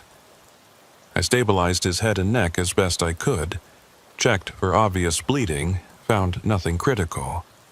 My watch said 11:52 p.m. The lightning strike had been 15 minutes ago. I took photos of the scene with my phone, documented the vehicle's position, the damage pattern, the skid marks on the highway shoulder. Standard procedure for accident investigation. That's when I noticed something odd. On the truck's dashboard, mounted on the windshield, was a dash cam, still running, its red recording light blinking steadily. If the camera had been recording during the accident, we'd have a clear picture of what happened. I made a note to collect it as evidence. Fire and EMS arrived 12 minutes later, lights and sirens cutting through the darkness. They assessed the driver, determined he needed immediate transport, and carefully extracted him from the vehicle. Rupert Guidry, the wrecker driver who'd responded to tow the truck, arrived shortly after. "Hollis," Rupert said, looking at the damage. "This doesn't look right. See the impact pattern? The tree damage is on the passenger side, but the driver's injuries suggest he hit the wheel head-on. That doesn't match." I looked at what he was indicating. He was right. The tree had been struck primarily on the passenger side of the truck, creating a diagonal impact that should have pushed the driver to the left, away from the steering wheel. But the driver's injuries suggested a straight-on collision with the wheel. "Maybe he jerked the wheel after impact," I said. "Reflexive motion. Maybe." Rupert didn't sound convinced. We got the truck loaded onto his flatbed. I collected the dash cam as evidence, made sure Ms. Hebert was okay to drive home, and completed my preliminary incident report. By the time I finished, it was 12:34 a.m. Power was still out, darkness still absolute. I was about to clear the scene when my radio crackled. "Unit 23, this is Central. We have a report of a vehicle accident on Highway 6 near the intersection with Parish Road 34. Single vehicle appears to have left the roadway and struck a tree. Caller is Sabine Hebert from the parish clerk's office. She reports the driver is unresponsive. Can you respond?" I stared at my radio. "Central, repeat that last transmission. We have a report of a vehicle accident on Highway 6 near Parish Road 34. Requesting your response." My mouth went dry. "Central, I just cleared that scene 15 minutes ago. The vehicle has been towed, the driver transported to the hospital. Are you saying there's a second accident at the same location?" There was a pause. Then the dispatcher's voice came back, confused. "Unit 23, our call log shows this as a new incident, reported at 12:37 a.m. We have no record of you responding to this location earlier." I pulled up my incident report on my mobile terminal. It was there, complete with timestamps and photos. Incident number 2024-10-18-0437. Time of call, 11:40 p.m. Time of arrival, 11:48 p.m. Time cleared, 12:34 a.m. Central, check your call log. You should have incident 0437 from tonight. Another pause, longer this time. Unit 23, our system is showing no such incident number. The first call we have for Highway 6 tonight is the one I just dispatched, logged as incident 2024-10-18-0438. A cold feeling spread through my chest. 0438? The incident I just cleared was 0437. Are you saying that incident doesn't exist in your system? Correct. We have no record of incident 0437. I looked at my phone, at the photos I'd taken. 23 photos showing the accident scene, the damaged truck, the injured driver, Miss Hebert's vehicle on the shoulder. All of them time-stamped between 11:48 p.m. and 12:25 a.m. Central, I need you to contact the hospital. Verify that they received a male patient from a vehicle accident on Highway 6, transported by EMS approximately 20 minutes ago. Stand by? I waited, my flashlight playing across the empty intersection. The accident scene was gone. No skid marks on the shoulder where the truck had left the road, no broken branches where it had crashed through the underbrush, no tire tracks from Rupert's wrecker. Just pristine roadside, as if nothing had happened here. Unit 23 hospital reports no admissions matching that description in the past 2 hours. EMS dispatch confirms no calls to Highway 6 tonight. My hands were shaking. That's impossible. I was here, I broke the window, I stabilized the victim, I watched EMS load him into the ambulance. Unit 23, are you feeling all right? Do you need to return to the station? I forced my voice steady. Negative, Central. I'm responding to the new call. Highway 6 at Parish Road 34, ETA 2 minutes. Copy. Advising you that the caller, Sabine Heber, is still on scene waiting for your arrival. I drove the 200 yards to where the intersection was, where I'd just been 30 minutes ago. And I saw it. A car on the shoulder, hazards blinking, a woman standing next to it with a flashlight. And 30 yards into the trees, the glint of metal and broken glass. The exact same scene, the exact same vehicle position, the exact same everything. I pulled over, my mind racing. This couldn't be happening. I'd already responded to this call, already cleared this scene. But according to dispatch, according to the hospital, according to every official record, I hadn't. The incident had never happened, except I had photos on my phone proving it had happened. I approached the woman with the flashlight. It was Sabine Hebert, wearing the same clothes, holding her phone in one hand and flashlight in the other.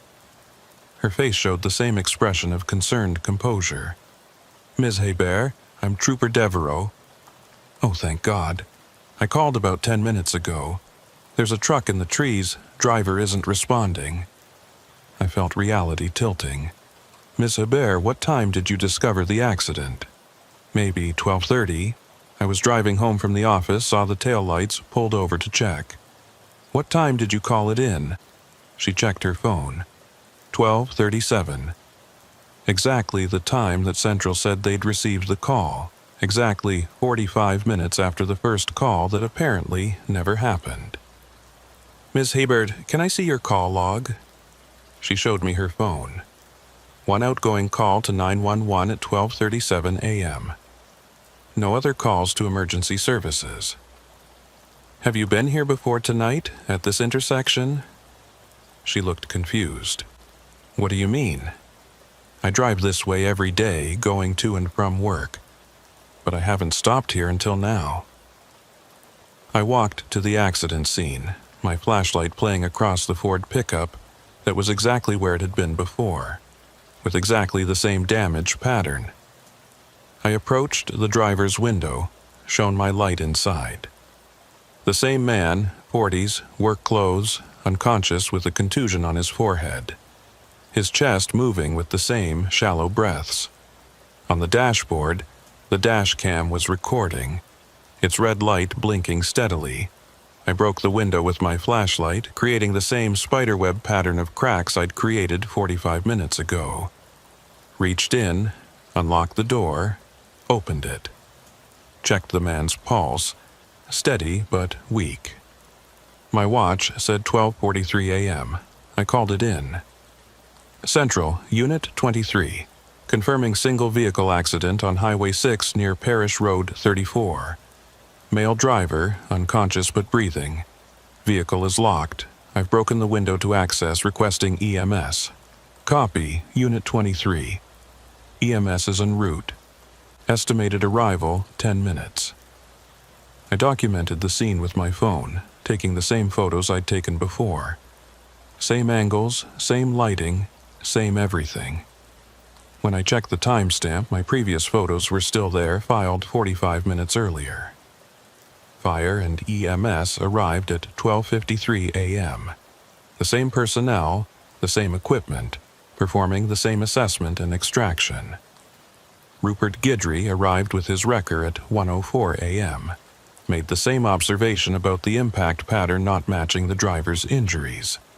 I collected the dash cam, made sure Ms. Hebert was okay, completed my incident report. Incident number 2024-10-18-0438. When I checked my mobile terminal, incident 437 was still there, filed 45 minutes earlier, but grayed out with a notation: record error, do not reference.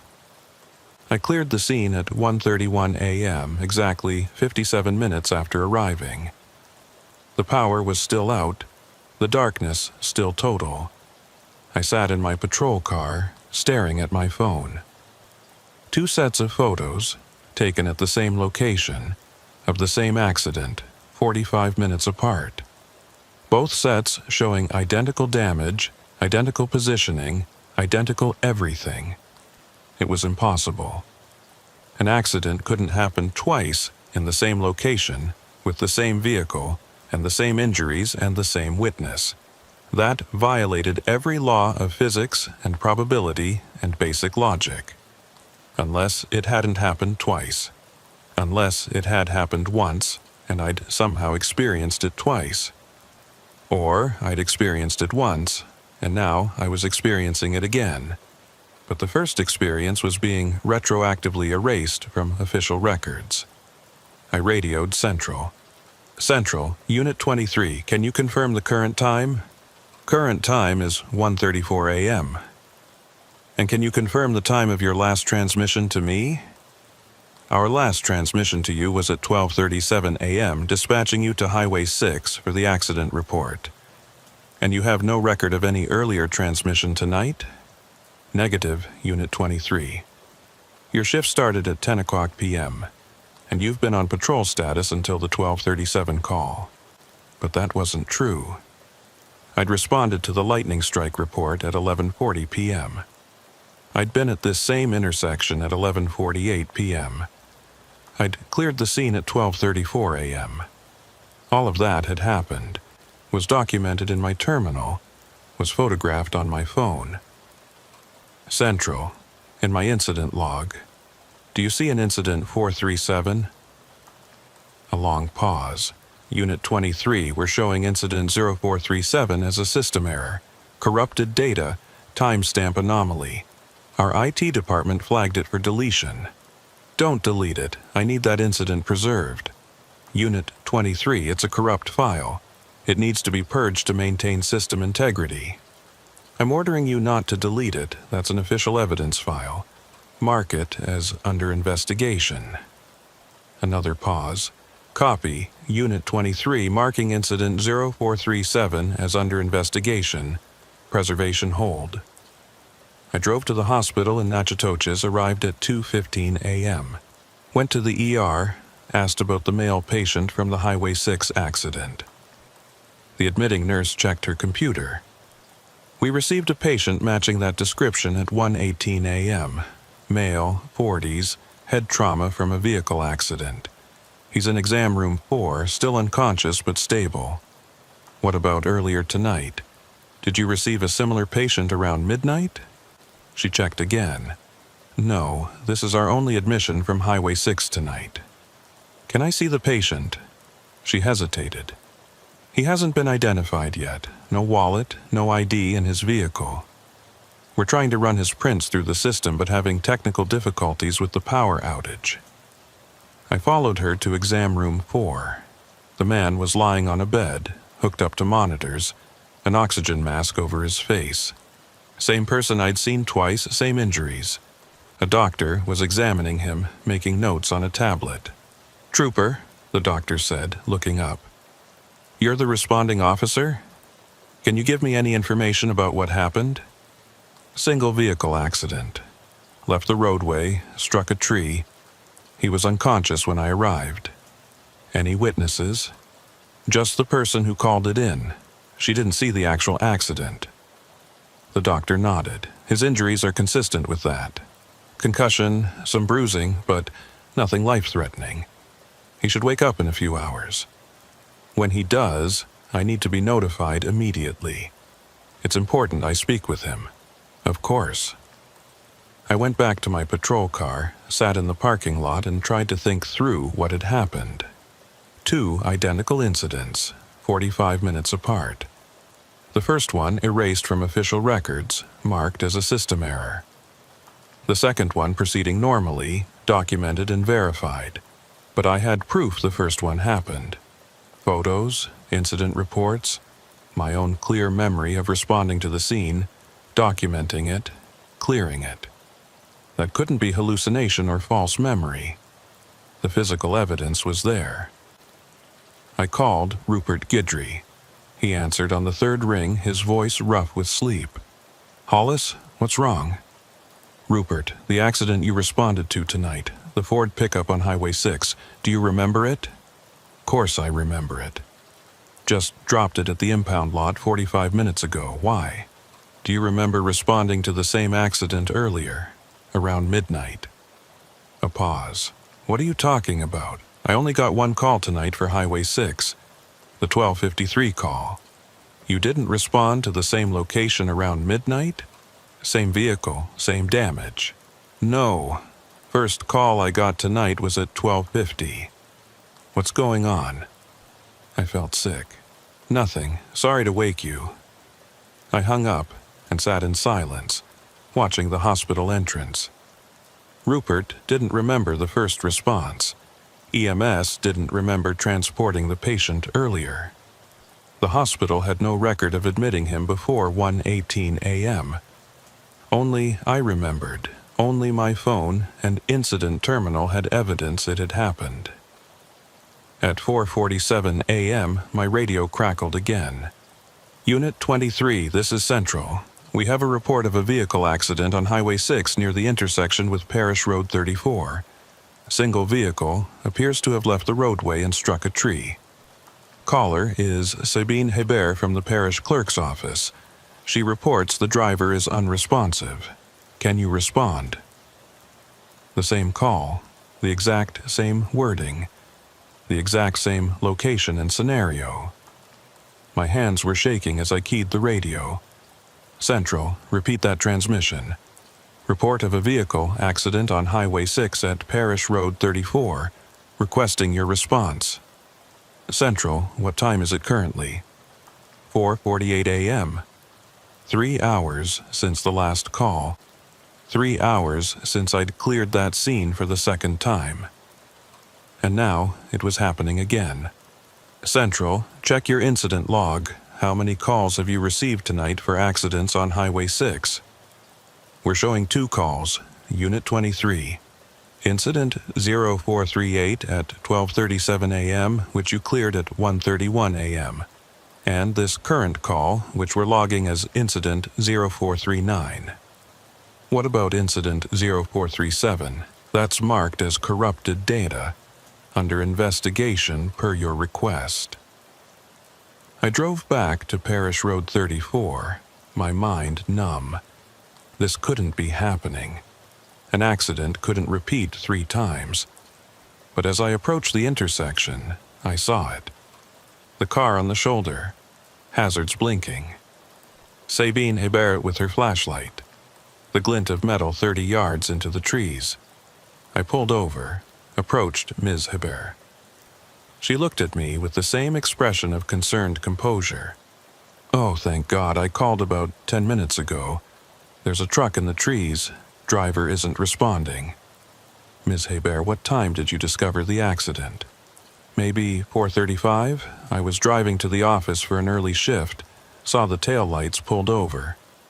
I looked at the scene. Same truck, same position, same damage. I walked to the driver's window, shone my flashlight inside. Same man, same injuries, same shallow breathing. But this time, something was different. On the passenger seat, there was a notebook. It hadn't been there before. I was certain of it. I documented the vehicle's interior twice, taken photos from multiple angles. There had been no notebook. I broke the window, unlocked the door, and carefully picked up the notebook. It was a standard spiral-bound notebook, the kind you could buy at any store.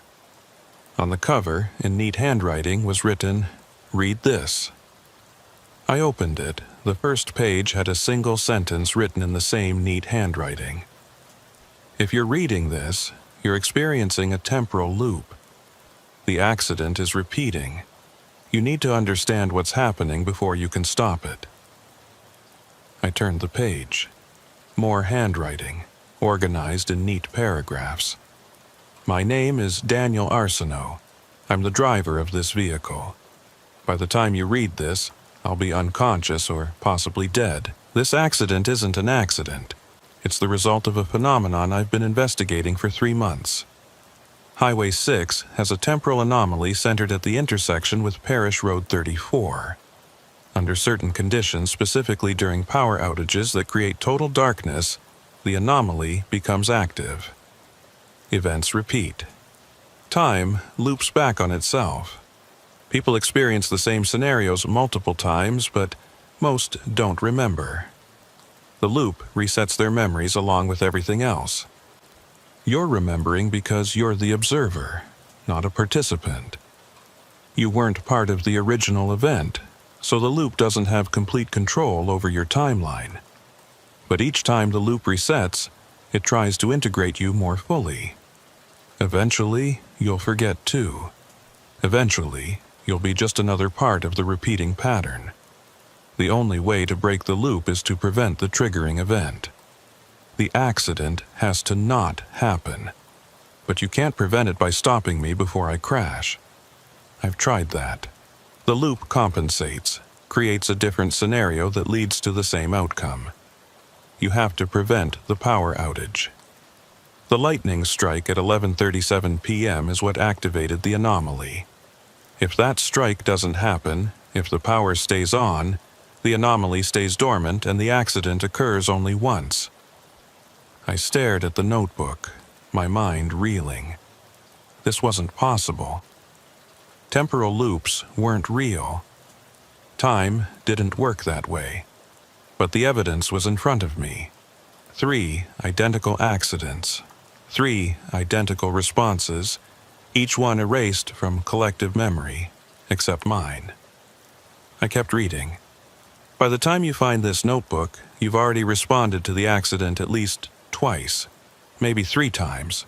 The loop resets every 3 hours and 11 minutes. I don't know why that specific interval, but it's consistent. The first accident occurs at 11:40 p.m. The loop resets at 12:51 a.m., creating a second accident. Then again at 4:02 a.m. for the third. It will continue repeating until someone breaks it, or until the power comes back on at sunrise. I created this notebook as a failsafe. Each time I experience the pre-crash moments, I feel the loop trying to erase my awareness, trying to make me just a victim with no memory or understanding. I wrote these notes during my investigation, before I decided to trigger the anomaly deliberately to gather more data. I left the notebook in my vehicle where it would survive the crash, where someone like you would find it. If you want to stop the loop, you need to contact Entergy and prevent the lightning strike from hitting the transformer. I don't know how you do that. Redirect the lightning. Shut down the transformer before the strike. It seems impossible, but it's the only solution I've identified. Alternatively, you can let the loop run its course. Sunrise is at 6:53 a.m. When the power comes back on, the anomaly should deactivate, and the loop will end naturally. But that means the accident will have occurred multiple times, and somewhere in the timeline there might be multiple versions of me. Or no version of me. Temporal paradoxes don't resolve cleanly. Good luck. I'm sorry you got caught up in this. I thought I could investigate it alone, document it, prove it existed. I was wrong. The anomaly is more dangerous than I understood. Daniel Arsenault, researcher, Temporal Anomalies Division, though that division doesn't officially exist, and I work alone. I closed the notebook, my hands shaking. Daniel Arsenault. The name was vaguely familiar, but I couldn't place it. I called it in, requested EMS, went through the same motions I'd gone through twice before. But this time, I kept the notebook. Tucked it into my vest where it wouldn't be part of the standard evidence collection. Fire and EMS arrived. Same personnel, same procedures. Rupert showed up with his wrecker, but this time I pulled him aside. "Rupert, I need you to remember something. The accident we're responding to right now. I need you to remember that this is the third time tonight we've responded to the exact same accident at the exact same location." He looked at me like I was crazy. "Hollis, this is the first call I've gotten for Highway 6 tonight. I know that's what you think, but I need you to trust me. Write it down. Third accident, Highway 6, Parish Road 34. Write it on your hand so you'll see it later. You feeling okay? Just do it, please." He pulled out a pen, wrote the words on his palm. "Okay, but I think you need to talk to someone when we're done here." We cleared the scene. I completed my third incident report, number 0439. Checked my terminal. Incidents 0437 and 0438 were both still there, both marked with different flags. 0437 as corrupted data under investigation. 0438 as duplicate entry, possible system error. The system was trying to rationalize the repeating incidents, trying to make them fit into a framework where time didn't loop and accidents didn't repeat. But I had the evidence. 3 sets of photos, 3 incident reports, and now a notebook explaining why it was happening. I checked my watch, 5:44 a.m. According to Arsenault's notes, the next loop would reset at 7:13 a.m., but sunrise was at 6:53 a.m., and if the power came back on, the anomaly would deactivate. I had a choice. I could try to prevent the next loop by contacting Entergy, convincing them to somehow prevent or redirect the lightning strike that had already happened 6 hours ago. That seemed impossible. Time didn't work backwards. I couldn't prevent something that had already occurred. Or I could wait for sunrise, let the loop end naturally when the power returned, and hope that the timeline would stabilize with minimal paradoxes. I drove back to the hospital. Daniel Arsenault was in the same exam room, still unconscious. The same doctor was on duty, but this time there was someone else in the room. A woman in her 30s, wearing jeans and a Northwestern State University sweatshirt, standing by the bedside with a notebook identical to the one I'd found in Arsenault's truck. "Who are you?" I asked. She turned, and I saw her eyes were red from crying. "Sarah Arsenault, Daniel's sister. The hospital called me an hour ago." She looked at the notebook in my hand. "You found his failsafe. You know about the temporal anomaly. I've been helping him research it for 2 years, ever since he lost his university funding and had to go independent. We've documented 17 temporal anomaly sites across Louisiana and East Texas. Highway 6 is one of the most active." The doctor cleared his throat. "I'll give you two some privacy. But Miss Arsenault, your brother's condition hasn't changed. We're still seeing those unusual EEG patterns." After he left, Sarah pulled up a chair and opened her notebook. It was filled with charts, diagrams, mathematical equations that looked like physics but weren't quite anything I recognized. "Daniel theorized that certain geographic locations act as temporal weak points," she said, her voice clinical, like she was giving a lecture to keep from breaking down. "Places where the fabric of time is thinner, more susceptible to disruption. He believed that under specific conditions, total darkness, electromagnetic interference, specific astronomical alignments, these weak points can create localized temporal loops. Why Highway 6? There was a significant event here in 1952. A bus accident killed 17 people, including the driver. It happened at the exact same intersection, Parish Road 34. October 18th, between midnight and dawn. The same date as tonight, 72 years ago." I felt my scalp prickle. "You're saying the loop is connected to that accident?" "We don't know. It could be coincidence. Or it could be that traumatic events create temporal echoes. That the violence and sudden death left an imprint that makes that location more vulnerable to temporal breakdown. She turned a page, showed me photographs of newspaper clippings from 1952. The bus was traveling from Natchitoches to Clarence. Power was out due to a storm. The driver missed the intersection in the darkness, went off the road, hit a tree. Everyone died. The same scenario. Vehicle leaving the road in darkness, hitting a tree at that intersection. Separated by 72 years, but identical in essential details. Daniel was trying to prove that temporal anomalies aren't random, Sarah continued. That they follow patterns, repeat at specific intervals, create loops that can be measured and predicted. He thought if he could document one from inside the loop, if he could experience it and maintain his awareness through multiple iterations, he could gather data that would prove his theories. So he deliberately caused his own accident. He timed it perfectly. Knew the power would go out at 11:37 based on weather predictions. Knew the lightning would strike that transformer because it's the highest point in the area. Drove to the intersection at exactly the right moment to trigger the loop. Her voice broke. He told me it would be safe. Said he'd experience the loop 3 or 4 times, document it, then wake up when the power came back on. He didn't think he'd get trapped. I looked at the man on the hospital bed, his face peaceful despite the tubes and monitors.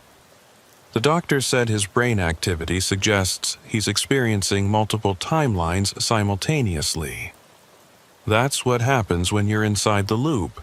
Your consciousness fragments across the iterations. Part of you exists in the first cycle, part in the second, part in the third. If you can't reunite those fragments when the loop ends, she didn't finish the sentence. How do we help him? I don't know if we can. He's trapped between temporal states. His body is here, now, in this timeline. But his consciousness is still cycling through the loop, experiencing the accident over and over. She wiped her eyes. Unless we can somehow anchor him, bring all the fragments back together, he'll stay like this, caught between iterations, unable to fully exist in any single timeline. A nurse came in, checked Arsenault's vitals, made notes on a chart. After she left, I asked Sarah, "You said there are 17 sites like this. Have you documented all of them?"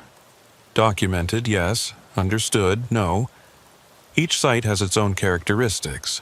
Some create spatial loops, where you end up back where you started no matter which direction you travel.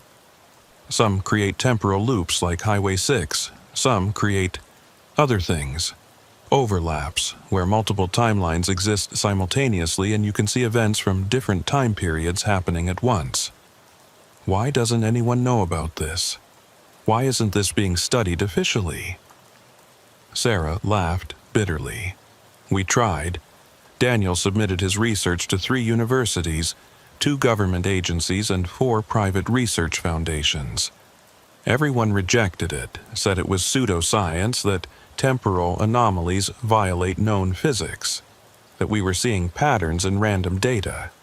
They wouldn't even look at the evidence. But you have evidence, photos, sensor data, evidence that gets dismissed as equipment malfunction or observer error. That's the problem with temporal anomalies. They're real enough to experience, but they don't leave traces that survive outside the loop. Your incident reports will be marked as system errors. Your photos will be attributed to camera glitches. Your testimony will be dismissed as fatigue or stress-induced hallucination. I thought about my 3 incident reports, already flagged in the system as corrupted data. About Rupert and the EMS crew who didn't remember responding twice to the same accident. About how the official record was already trying to erase what had happened. So what do? We document everything we can. We collect evidence even though we know it won't be accepted. And we wait for more people to experience these anomalies, to see what we've seen, to understand that reality is more fragile than we're taught to believe. She looked at her brother. Daniel believed that eventually, enough people would have these experiences that they couldn't be ignored anymore, that the evidence would become overwhelming. And if that doesn't happen, then the anomalies keep happening. People keep getting trapped, and no one understands why because we're refusing to look at the truth. My radio crackled. Unit 23, this is Central. We have a report of a vehicle accident on Highway 6 near the intersection with Parish Road 34. Single vehicle appears to have left the roadway and struck a tree. Caller is Sabine Haber from the parish clerk's office. She reports the driver is unresponsive. Can you respond? I stared at my radio. It was 5:52 a.m. The power was still out. The loop was still active. Sarah heard it too. Her face went pale. That's the fourth iteration. It shouldn't still be looping. The power should have come back on by now. I keyed my radio. Central. What's the current status on power restoration? Entergy reports they're having difficulty with the transformer. Lightning damage was more extensive than initially assessed. New ETA for restoration is 7:30 a.m. Copy that. I looked at Sarah. Your brother's notes said the loop would end at sunrise when the power came back on. But if the power doesn't come back, the loop continues. And every iteration, the temporal boundaries get weaker. The anomaly becomes more unstable. She grabbed my arm. You can't respond to that call. If you go back there for a fourth time, you'll start fragmenting like Daniel. Your consciousness will split across the iterations. I have to respond. There's a victim. The victim is my brother, and he's already trapped. Going back won't help him. It'll just trap you too. I pulled away. I'm a state trooper. Someone called for help. I have to respond. Hollis, please. You don't understand what you're dealing with. Each time you enter the loop, it gets harder to leave. Eventually, you won't be able to tell which iteration is real. You'll be stuck cycling through the same events forever. I was already heading for the door. I'll be careful. I'll document everything, and I'll get out before the next reset. There might not be a next reset. The loop could collapse, take you with it. But I was already running to my patrol car. I had a job to do, loop or no loop. Someone had called for help, and I was going to respond. I drove to Highway 6, reached the intersection at 5:58 a.m. Same scene. Sabine Haber's car on the shoulder, hazards blinking. The woman herself standing with her flashlight pointing into the trees. But this time, something was different. There were two other vehicles on the shoulder. Civilian cars, both empty, both with their hazards on. And standing near them were people. 3 people I didn't recognize. All of them looking confused, all of them holding flashlights and staring at the accident scene. I approached Ms. Hebert. Ma'am, I'm Trooper Devereaux. These other people, were they here when you arrived? She looked at me strangely. You were just here 20 minutes ago. Don't you remember? A chill ran through me. What do you mean? You responded to my call, checked on the driver, called for EMS, then you left. But now you're back asking the same questions. Ms. Hebert, what time is it? She checked her phone, frowned. That's odd. My phone says 5:58, but that can't be right. I called this in at 5:40. You arrived at 5:48. It's been at least 20 minutes. Time was breaking down. The loop was destabilizing. I approached the other witnesses. They all told similar stories. They'd been driving Highway 6, had seen the accident, pulled over to help. But they couldn't agree on what time it was, couldn't agree on how long they'd been there, couldn't agree on whether I'd already responded or was just arriving. One of them, a man in his 50s, grabbed my arm. Officer, something's wrong. I've been here 3 times. I keep leaving, driving away, and then I'm back here again, but I don't remember driving back. I just appear here. Another witness, a young woman, was crying. My phone keeps resetting. Every time I check it, it shows a different time. And the accident looks different each time. Sometimes the truck is more damaged, sometimes less. Nothing's staying consistent. I walked to the accident vehicle. Daniel Arsenault's Ford pickup, same position as before. But when I looked through the window, the scene inside was wrong. There were two drivers, both of them Daniel Arsenault. Both unconscious, both with the same injuries, both occupying the same space somehow, their forms overlapping and phasing in and out like a double-exposed photograph. I staggered back, my mind reeling. The loop was collapsing. Multiple iterations were bleeding into each other, creating overlaps and contradictions. Time was literally breaking down at this location. My radio crackled, but the voice wasn't dispatch. It was Daniel Arsenault's voice, distorted and echoing. "Hollis, can you hear me? I'm trapped in the loop, can't get out. Experiencing all iterations simultaneously. You need to stop responding. Each time you come back. You anchor the loop, make it stronger. Please, stop coming back. Daniel, where are you? I'm everywhere. I'm in all the iterations. In the truck, in the hospital, in timelines that haven't happened yet. I'm scattered across the loop. Hollis, you're fragmenting too. Can you feel it? Part of you is still in the first response, part in the second. You're splitting." He was right. I could feel it. A strange doubling of awareness, like I was standing at the accident scene but also back at the hospital with Sarah, also in my patrol car responding to the first call. My consciousness was fragmenting across the iterations, existing in multiple timelines simultaneously. I fell to my knees, my head spinning. Around me, the other witnesses were experiencing the same thing. The man who'd grabbed my arm was now standing in 3 places at once, his form flickering between positions. The crying woman had multiplied, 5 versions of her standing in a loose cluster, all crying, all slightly out of sync. Miss Hebert was the only one who seemed stable. She knelt beside me. "Officer, what's happening? Why do you keep... There are 3 of you now. Which one is real?" I looked down at my hands. They were flickering, phasing in and out of existence. Parts of me were here. Parts were elsewhere in the loop. I was becoming like Daniel, scattered across iterations, unable to fully exist in any single timeline. "Everyone get in your vehicles," I managed to say. "Drive away from this location. Don't stop until you're at least 5 miles away." But the accident victim, he's already gone. This whole scene is a temporal echo. None of this is happening in real time.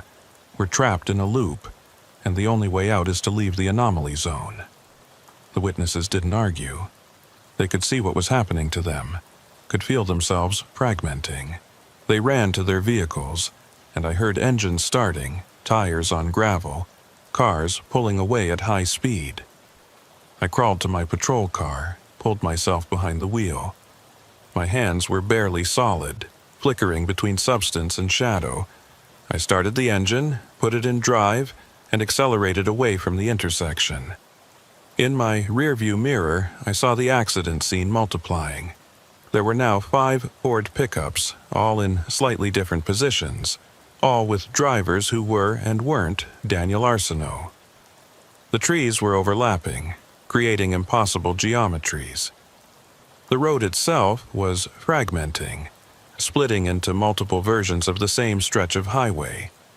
The temporal anomaly was collapsing in on itself, creating a singularity where all iterations existed simultaneously. And if I'd stayed any longer, I would have been pulled into it completely, scattered across infinite versions of the same event, unable to ever reunify into a single conscious being. I drove north, away from the intersection, watching my hands gradually solidify as I put distance between myself and the anomaly. My sense of doubling faded. The feeling of existing in multiple places at once diminished. By the time I'd driven 3 miles, I was singular again. One body, one consciousness, one timeline. I pulled over, shaking, and radioed Central. Unit 23, I need all responding units diverted away from the Highway 6 accident. The scene is unstable. Do not approach. Repeat, do not approach. Unit 23, what's the nature of the instability? How could I explain? Structural hazard. The accident site is collapsing. Send units to Parish Road 29 instead. We'll establish a perimeter from there. I sat in my patrol car, watching the sky gradually lighten. Dawn was coming. Sunrise at 6:53, and the power was supposed to be restored by 7:30. If the anomaly could hold together that long without collapsing into a temporal singularity. My phone buzzed. A text from Sarah Arsenault. Hospital, now. Daniel's vitals are crashing. I drove to the hospital at high speed, reached the ER at 6:24 a.m. Sarah was standing outside Daniel's room with the doctor, both of them looking grim. His consciousness is fragmenting, Sarah said. We're losing him across the timelines. Through the window, I could see Daniel on the hospital bed. But like the accident scene, he was multiplying. There were 3 versions of him now, all occupying the same space, all phasing in and out of sync. His vital signs monitor was showing impossible readings. 3 different heart rates, 3 different blood pressure readings, 3 different oxygen levels, all fluctuating independently. How do we bring him back? I asked. We need to collapse the loop. Not let it fall apart gradually, but end it decisively. Break the cycle before he fragments completely. The power restoration won't be fast enough. Look at him. He's got maybe 20 minutes before the fragmentation becomes irreversible. I thought frantically. Daniel's notes had said the loop was triggered by the power outage, by the total darkness at the intersection. But it was sustained by something else, by observers returning to the scene, by vehicles entering the anomaly zone, by energy being fed into the temporal disruption. What if we cut off the trigger? I said. What if we turn the power back on now, before Entergy's scheduled restoration? You can't just turn on a damaged transformer. No. But I can isolate it. Force the system to reroute power around the damaged section. I grabbed my phone, called Oswin Fontenot. He answered on the 3rd ring, sounding exhausted. Hollis, it's 6 in the morning. What? Oswin, I need you to contact Entergy. Tell them to bypass the damaged transformer on Highway 6 and restore power from the Clarence substation. I know it's irregular, I know it's not their normal procedure, but it's a life and death situation. What's going on? I can't explain, just trust me. We need power restored to Highway 6 immediately. Can you make that happen? A pause. I know some people at Entergy. Let me make some calls. 12 minutes later, at 6:36 a.m., the lights came back on in Natchitoches. I could see it through the hospital window. Street lights flickering to life, buildings illuminating, the power grid coming back online. On the hospital bed, Daniel Arsenault's 3 overlapping forms began to converge. Slowly, painfully, the different iterations of him were being pulled back together, drawn into a single timeline by the restoration of normal temporal flow. His vitals stabilized. 1 heart rate, 1 blood pressure, 1 oxygen level. The phasing stopped. He became solid, singular, real, and then his eyes opened. Sarah gasped, grabbed his hand. Daniel? Can you hear me? He looked at her, his eyes unfocused and confused. Sarah, what? Where am I? You're in the hospital. you've been unconscious for hours. Do you remember what happened?" He closed his eyes, his face tightening with concentration. "The loop. I was in the loop. I experienced it 7 times. No, 8. I lost count." He looked at me. "You're the trooper. You responded to the accident multiple times." 4 times, I said. "You were right about everything. The temporal anomaly, the loop, the fragmentation. I experienced it. Then you understand." His voice was weak but intense. "You understand that these places are real, that time can break down, that we need to document them, study them before more people get trapped." "I understand." "But Daniel, you almost died. You fragmented across the iterations. We barely brought you back." "I know. I felt it.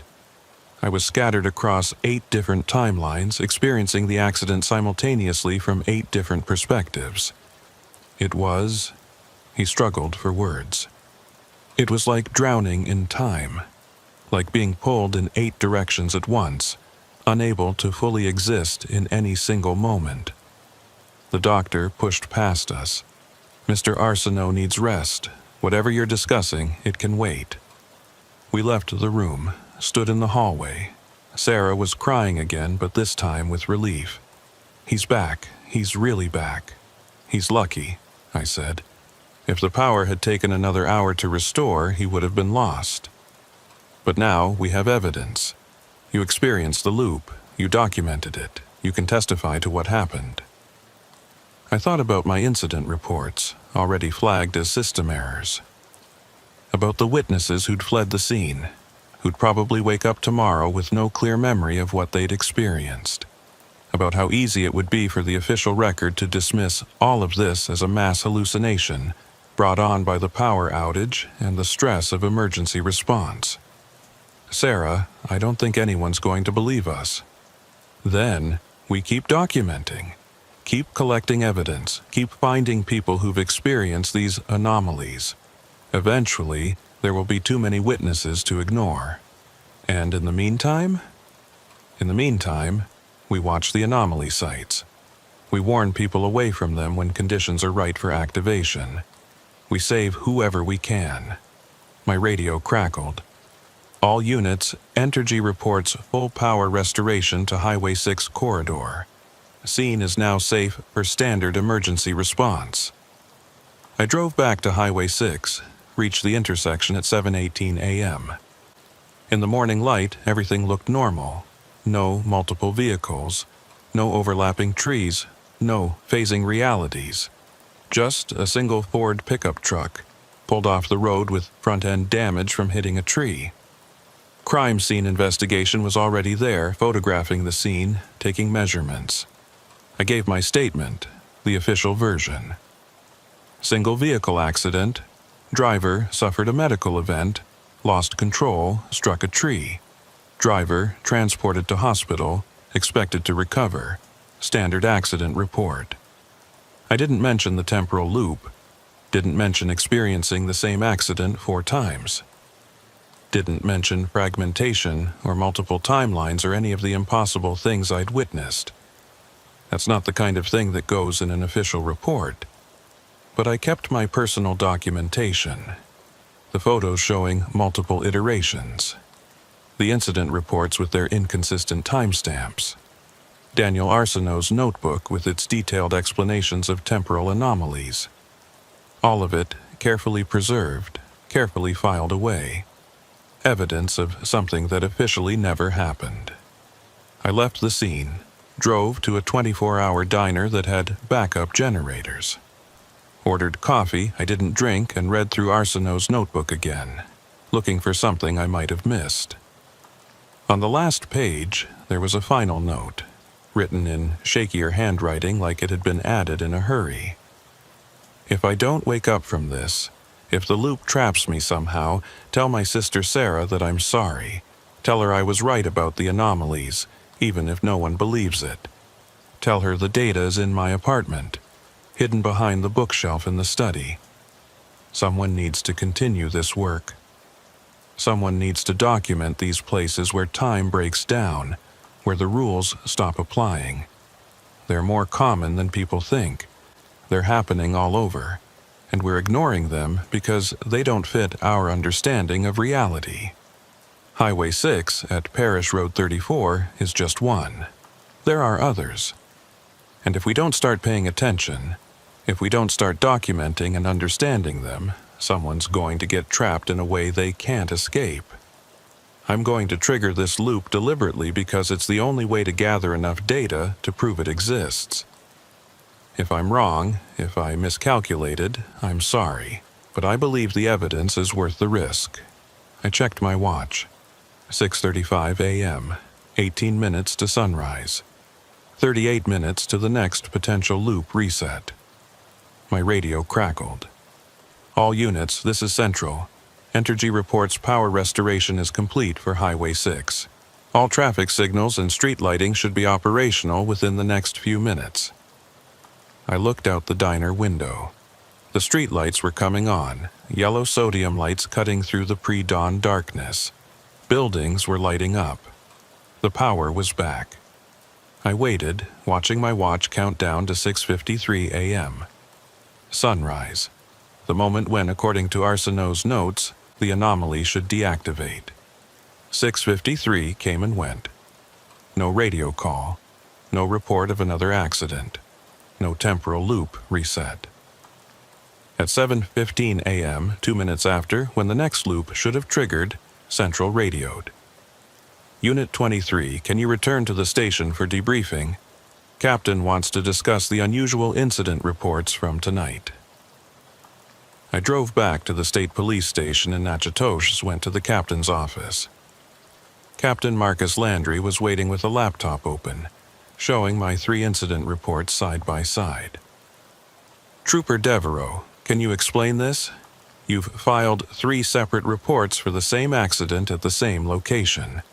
3 different incident numbers, 3 different timestamp sequences, but identical scenarios.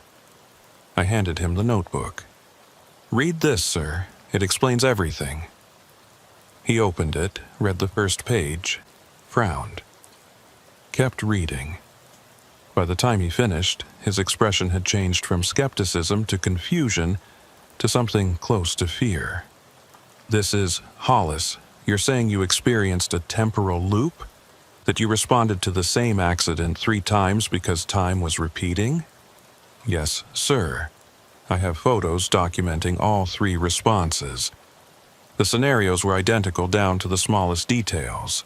Same witness, same injuries, same damage patterns. He pulled up something on his computer. Daniel Arsenault. I've heard that name. He was a grad student at Northwestern State, was doing some kind of research on unexplained phenomena. The university cut his funding 2 years ago, said his work wasn't scientifically rigorous enough. He disappeared about 6 months ago. Police looked for him but couldn't find any evidence of foul play. He just vanished. He didn't vanish, sir. He triggered a temporal anomaly deliberately, and according to his notes, there are others like it. Other places where time doesn't work right. Captain Landry closed the laptop. Officially, I can't put any of this in the record. You understand that. Temporal loops, time anomalies, none of that is acceptable in a police report. Then what do we do with it? We document it privately. We keep the evidence, and if it happens again, we're prepared. He looked at me seriously. You did good work tonight, Hollis. You documented an impossible situation and survived it. That takes a special kind of awareness. Arsenault is still at the hospital, unconscious. The doctor said his brain activity is unusual, like he's experiencing multiple timelines. I'll send someone to sit with him. When he wakes up, if he wakes up, we'll need his statement. But Daniel Arsenault never woke up. He remained unconscious for 3 days. His EEG showing those impossible, overlapping activity patterns. His body stable, but his mind trapped somewhere between timelines. On the 4th day, his heart stopped. No medical explanation. No obvious cause. He just died, as if whatever was keeping him alive across multiple temporal iterations had given up. His sister, Sarah, came to claim his body. I gave her his notebook, told her about the loop, about his research. She wasn't surprised. Daniel was always fascinated by edges, she said. Places where reality didn't quite work right. He believed time was more fragile than we understand, that there were thin spots where it could break down. He spent 5 years documenting anomalies, trying to prove they existed. He was right, I experienced it. 3 times, I responded to the same accident. She looked at me with eyes that had cried too much. Did he suffer? In the loop, was he in pain? He was unconscious. I don't think he felt anything. That's something, I guess. She clutched the notebook. I'm going to continue his work. Someone has to. These anomalies are real, even if no one wants to acknowledge them. She left, taking her brother's research with her. I never saw her again. I went back to Highway 6, drove it in daylight, looking at the intersection with Parish Road 34. It looked completely normal, just a rural intersection, pine trees and asphalt and nothing unusual. No sign that time had broken down here, that events had repeated, that reality had glitched. But I knew the truth. I had 3 incident reports, 3 sets of photos, and memories of experiencing the same scenario 3 times. The evidence was there, even if the official record tried to rationalize it away. A month later, I was driving Highway 6 during a thunderstorm. Lightning was flashing in the distance, and I felt a spike of anxiety. What if another strike hit the transformer? What if the anomaly activated again? But the power stayed on. The storm passed. Nothing unusual happened. I've worked a Highway 6 for 6 months since that night. Every shift, I watch for signs. Unusual electrical activity. Witnesses reporting the same scenarios multiple times. The feeling that time is skipping or repeating. So far, nothing. The anomaly seems dormant. Maybe Arsenault was right that it only activates under specific conditions. Total darkness, specific timing, maybe other factors I don't understand.